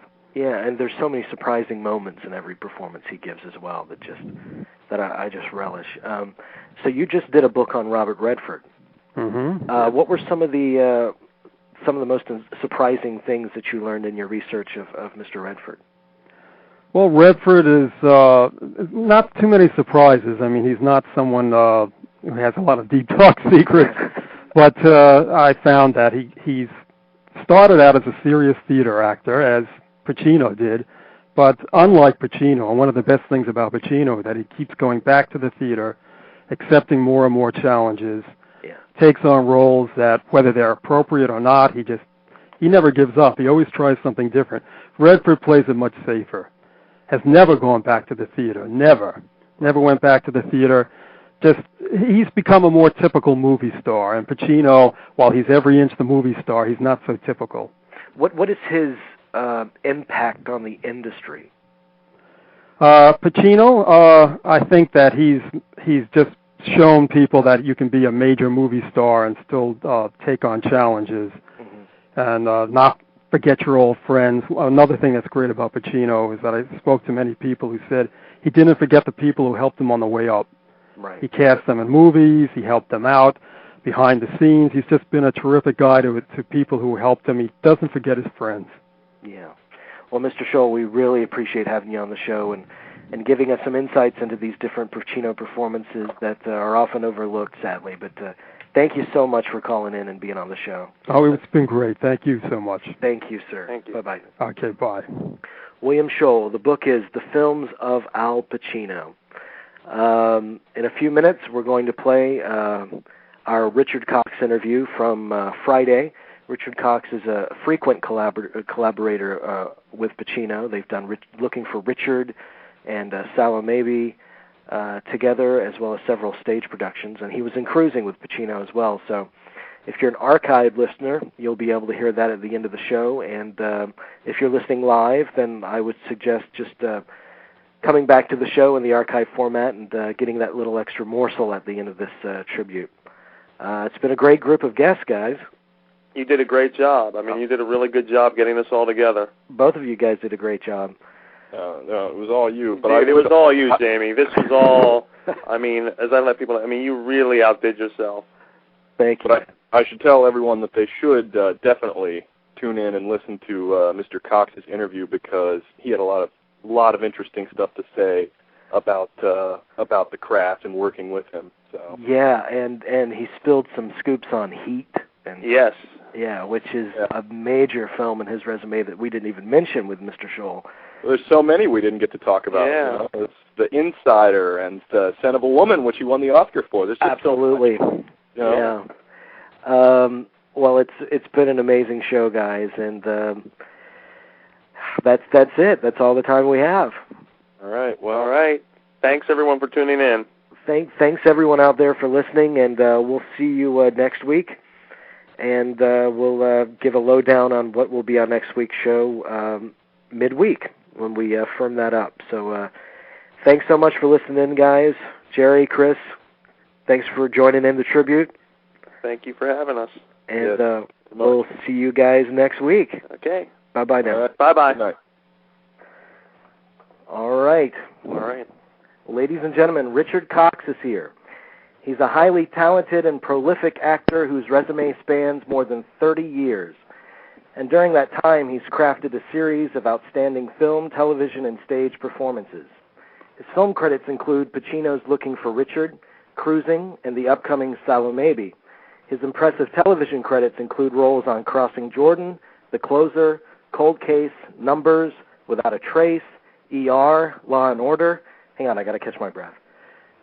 And countless other landmark shows. He received a Drama Desk Award and Tony Award nominations for his stellar performance on Broadway in 1979's Platinum. He's had the pleasure to work with Pacino on several occasions, 3 times in the films that we just mentioned, and several other times in theater workshops. And now it is our pleasure to welcome to the show a terrific actor, Mr. Richard Cox. Hi. Hey. How are you? Nice to hear your voice. I feel like I've known you for years. I know. We've been corresponding through email for so long now. It's about time we get to speak. So thanks so much for being on the show. We really appreciate it. Sure. Tell me first of all, how you came to meet Pacino for the first time. Well, the very first time I met him, I was doing a play. I was doing an off-Broadway play, I think, what the heck was it?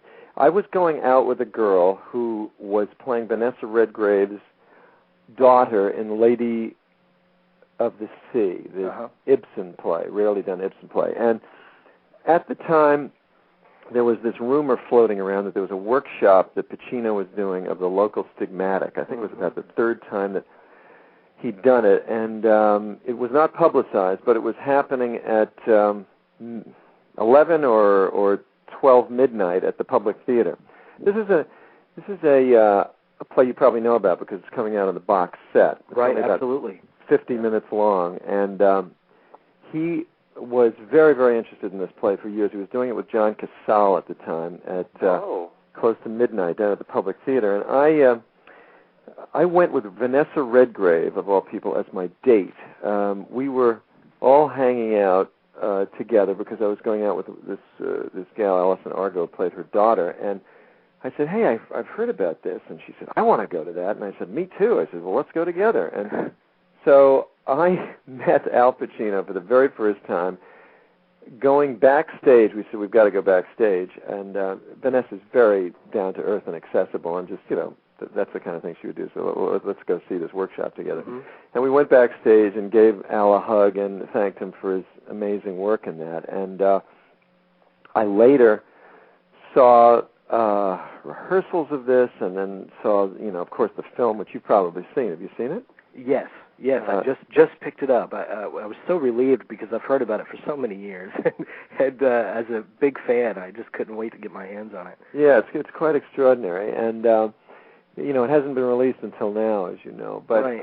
Anyway, a few years later, I found myself cast opposite him in Cruising, and went to meet him for the second time backstage at Richard III, which he was doing on Broadway. Little did I know I'd be looking for Richard, a few years later. Right. And I was quite sure he would want to rehearse. We were playing alter egos in this film, Cruising. As you know, he was the cop and I was the killer. And the way it was originally written, and which really intrigued all of us, you kind of knew who the killer was from the beginning, and you knew the cop and the killer, and you watched them come together. At some point, a decision was made to make it more of a murder mystery, and a lot of the stuff where you see the killer at the beginning, hit the cutting room floor. Actually, they were looking for it. Yeah, I wildly lately because they were coming out with the DVD and they couldn't find it. Something happened when it was, I guess, went from Lorimar to Warner Brothers or whatever, and they were not preserving films so carefully in those days, and nobody could find it. But right. There were all sorts of footage of me and Al. That scene on the park bench went on much, much longer. It was almost like a little Pinter play in and of itself. I mean, we talked about black holes and outer space and all sorts of stuff. It was probably 3 times the length that's in the movie. And there were other scenes of me with William Russ at the beginning talking about my parents and my favorite films being The Third Man and Strangers on the Train, and all sorts of things that kind of gave you a little bit of a hint of his inner psyche. But none of that, no one knows where that stuff is now. But anyway, I was sure that Al would want to work on the material, to rehearse the big confrontation scene, and to my amazement, he wanted to hang out, but he didn't want to rehearse. And it was interesting. We were bound together in this movie in a way, but we were nemeses of each other, but there was a deep connection in a way, and right. He wanted to, also probably knowing that I was a young actor, wanted to just get close and get me to be as relaxed with working with him as possible. So we hung out a lot, and there were scenes that we weren't necessarily in, or that we were in the same space, but we didn't have dialogue together like in the clubs, mm-hmm. some of the leather clubs, and we would walk home together from this kind of disorienting experience. Neither of us had ever been in a situation like that, and Friedkin was really wanted to simulate very little. He wanted to actually go, to be happening right. In these bars, and so it was quite a summer of wow. What did we just live through here? And as you know, there were protests. There was some rioting in the streets of Greenwich Village. There were gay groups that didn't want the movie to be made, and gay groups that thought it was an important movie to be made, a cautionary tale, and there was a lot of security issues, and we would leave these shoots and walk all the way uptown together and just talk and decompress. And we got very, very close, and we didn't rehearse that scene, at all, but we were quite ready to shoot it when we got there. Mm-hmm. And he was tremendously generous, very, very supportive. I mean, when you're working with Al, it's about the artistry, it's about the process. It's he loves the work, and he wants to bring out the best in anybody he's working with. I'll never forget, there was a night during that scene when we end up in the tunnel, Yes. Where he was released because of a turnaround, and he said, I'll be damned if I'm not going to be there for your close-up. So he was off camera, staying on his own time. Mm. It was cold. It was, 4 a.m. There were mosquitoes, and he was just there to be off camera for me. That's very rare, and I've heard from other actors that he does that. He does that for them too, and that's. He even, this blew my mind. He's off camera, and there's a weird moment where we're sort of, you don't know whether they're going to, kill each other or fuck or what's going to happen. Right. He has his pants off at one point with his leather jacket on, and he said to me, "It's a weird image. I'm just going to take the pants off for you." So he was standing there in his boxers with his leather jacket on. He's off camera. He doesn't have to do any of this, but it's a weird, image that he thought might, do something, to me, and it was for me being on camera, and he was released. I will never forget that. That's fantastic. That's the kind of guy he is. Yeah, we're very excited. You mentioned Richard III earlier. We have Thomas Waits, who was in that production of Richard III this Sunday night. Oh, wow. Speaking of some of that stage experience of Pacino's. But you also worked, I want to get into looking for Richard in Salomaybe. He called me up and said, "Richard, would you meet me at this cafe down in the village?" Because we stayed in touch after cruising. It was like climbing a mountain. Right. Together to go through that. And we'd read plays together sometimes. He loves to sit around and read plays, and he had this theater loft, he called it, on Broadway and around 20th Street, and we would read various things there. And one day he called up and he said, I want to talk to you about a project. Meet me at this cafe. I said, sure. And lo and behold, there was a cameraman there. This is Richard Leacock. And he filmed some of our conversation down there. I think there was one other person there, but that was the beginning of this amazing odyssey that took years and years and years. And years later, after we did a lot of the principal photography, he called him and said, we've got Spacey's coming over, and Aidan Quinn, is coming over from London or something. We're going to get to shoot the Battle of Bosworth out in Simi Valley. It took a long time, but it was an adventure, as is Salomaybe. And in both cases, if you're really interested in Pacino's process, these are chronicles of his creative process, those films. It's quite extraordinary. This new box set is probably, for a big Pacino fan like myself, it's probably the most revealing insight into who he is as an artist that we've ever had. Right. These films. How is Pacino as a director? I know he said that he doesn't necessarily consider himself a director, but how is his process as a director?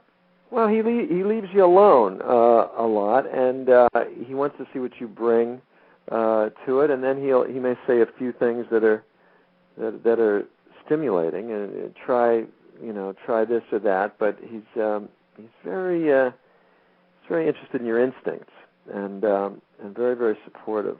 Mm-hmm. He loves to rehearse. We rehearsed something in Salomaybe. He got an idea that he wanted to explore scenes suggested by David Hare's play Judas Kiss, about the hours before Oscar Wilde was arrested. And right. I don't know how much of it will make it into the film, but we shot about 14 pages of it. We rehearsed it for a week. He would rehearse, by the way. After cruising, he did American Buffalo for years, on and off, in different places all over the world. He, as you know, he loves the theater. He does workshops of things. I remember going to watch workshops of Brecht's Jungle of Cities and Arturo Ui. I think he worked on Arturo Ui for 6 months and just did one public performance of it. I know just a couple of years ago he did a performance of it. He did another production of Arturo Ui, right, that Simon McBurney directed. But he did back, 20, 25 years ago, he explored Arturo Ui at the Public Theater for 6 months, I believe it was, with actors. Just working in the way that, you may know something about Andre Gregory and how he would work for a year at a time, like on Alice in Wonderland. And on, he went, when he was doing American Buffalo, I visited him in London when he was working on that, and I saw it many times in New York and at Long Wharf and other places. They would rehearse even after they'd worked on this play, after it had been in performance for a year or two. They would get together at 6 o'clock at night, and they would have a cup of coffee together. Sometimes they'd just talk about the day, but other times they'd say, at the end of Act 1, I'm sure I once knew why I left, but I want to just think about that again. And they'd talk and they'd stimulate each other. And I remember J.J. Johnson, running out of this rehearsal saying, God, I found something. I just found something new. This is after they've been performing for a year and a half. Yeah, that's amazing. And I was so moved by this. I would go down and just sit in the back and watch what they would do. Some nights, as I said, it was just a cup of coffee just to make contact with each other. But other nights it would evolve into real rehearsals. And I was about to work with Jessica Tandy and Hume Cronin on Foxfire, and I asked them if we could get together ahead of time. And Hume looked at me like I was nuts. I said, Laddie, he said, we're old folks. We have our own rituals, and we take a nap and this and that. But if you have the chutzpah to ask us to come in early, he said, what the hell? Maybe one night a week we'll do that. And I always felt that the performance was somehow richer that night, that we'd come early. Right. Well, these endless rehearsals and these endless not endless, but these multiple takes that he requests, they really pay off, because in every Pacino performance, it is filled with such surprising moments. Absolutely. That I know he found in that process. He loves to mix it up and to try different things. And I remember hearing a story about Frankie and Johnny or Michelle Pfeiffer, who, like Olivier and certain other actors, comes, apparently with an orchestrated performance to the set. And they may be very talented, but they come with an idea of exactly the set in stone moments they want to. And Al would try different things on each take, and somebody said that Michelle Pfeiffer would turn to the director and say, "Look what he's doing! Can he do that?" I mean, the director said, Gary Marshall said, "Well, yeah, he's doing it. Just go with it." And I don't know. I didn't see these takes, but a friend of mine was working on post-production on Heat and said that it was very interesting to see the outtakes, that De Niro would, according to this person, improvise a lot maybe in rehearsal, but once it got to performance, he would be fairly precise, because he wanted to make sure that certain things got on camera. Yeah. Whereas Pacino would be very different from take to take, and he'd sing one take, in some odd way in the middle, and then another way he'd be down, and then he'd be up, and on another take, and he likes to try it a lot of different ways. Oh, what I wouldn't give to see those outtakes. Yeah. We have 5 actors from Salomaybe actually on Sunday. What can you? Is it structured like Looking for Richard? What can you tell us about it? A little, yeah. It's it springs from the play, from his interest in the play which he saw in London. Who was that great actor that did it in London? Berghoff. Steven Berghoff. Steven Berghoff did a version that he saw in London that turned him onto the play, I believe, and he then kept reading it and working on it himself. He did it with Marissa Tomei, as I think you probably know, in New York, and Cheryl Lee. Yes, right. And he wanted to do it out here, and he wanted to see if it could evolve into a film, and I think in the process of working on it, it became an adventure like Looking for Richard is, about his passion for Shakespeare and his trying to figure out a way to do it. It's a bit like that in that you see them working on the stage performance, you see some of the stage performance, you see them trying to figure out a way to do it as film, and then some of it on film. But it's really about the effort. It's about the process to see what can I do with this extraordinary material. How can I make this accessible to people? And it's a wonderful, wonderful adventure. He goes, as he did with Looking for Richard. He went to where they were building the Globe Theater there and whatnot. I mean, he goes to the room that Oscar Wilde died in, and he ruminates about Wilde's life and what he was all about, and it's his love of Oscar Wilde as well as the play, right? And it's the love of creative process, And personally, I can't wait for it. I personally think that Looking for Richard, I've told you in email, I think it's one of the most stunning movies in his resume. Wow. So I can't wait for Salomaybe. But from an actor's point of view, is there a delineation between when you're performing Shakespeare on the stage and when you're bringing it to screen for a scene in the film? Well, you mean in terms of the size? And in terms of how it is played. Well, it's interesting. I had dinner once with Pacino and Vanessa Redgrave, and she was talking about the Rose Theater, I think it was, the Swan, and the Rose were the theaters prior to the Old Globe. They were much, much smaller, and they were very intimate. And you could, all this declamatory, large, Shakespearean came in later, pretty much in the 19th century, in the bigger houses, and of course the Globe was a lot bigger than the Swan and the Rose. But you can. It's wonderful when you can be very intimate with this on film. And as you remember, Looking for Richard, he at one point he's almost whispering to himself, "A horse, my kingdom for a horse." Bellowing. So that's what's wonderful about the intimacy of film. I think Shakespeare lends itself beautifully to film for that reason.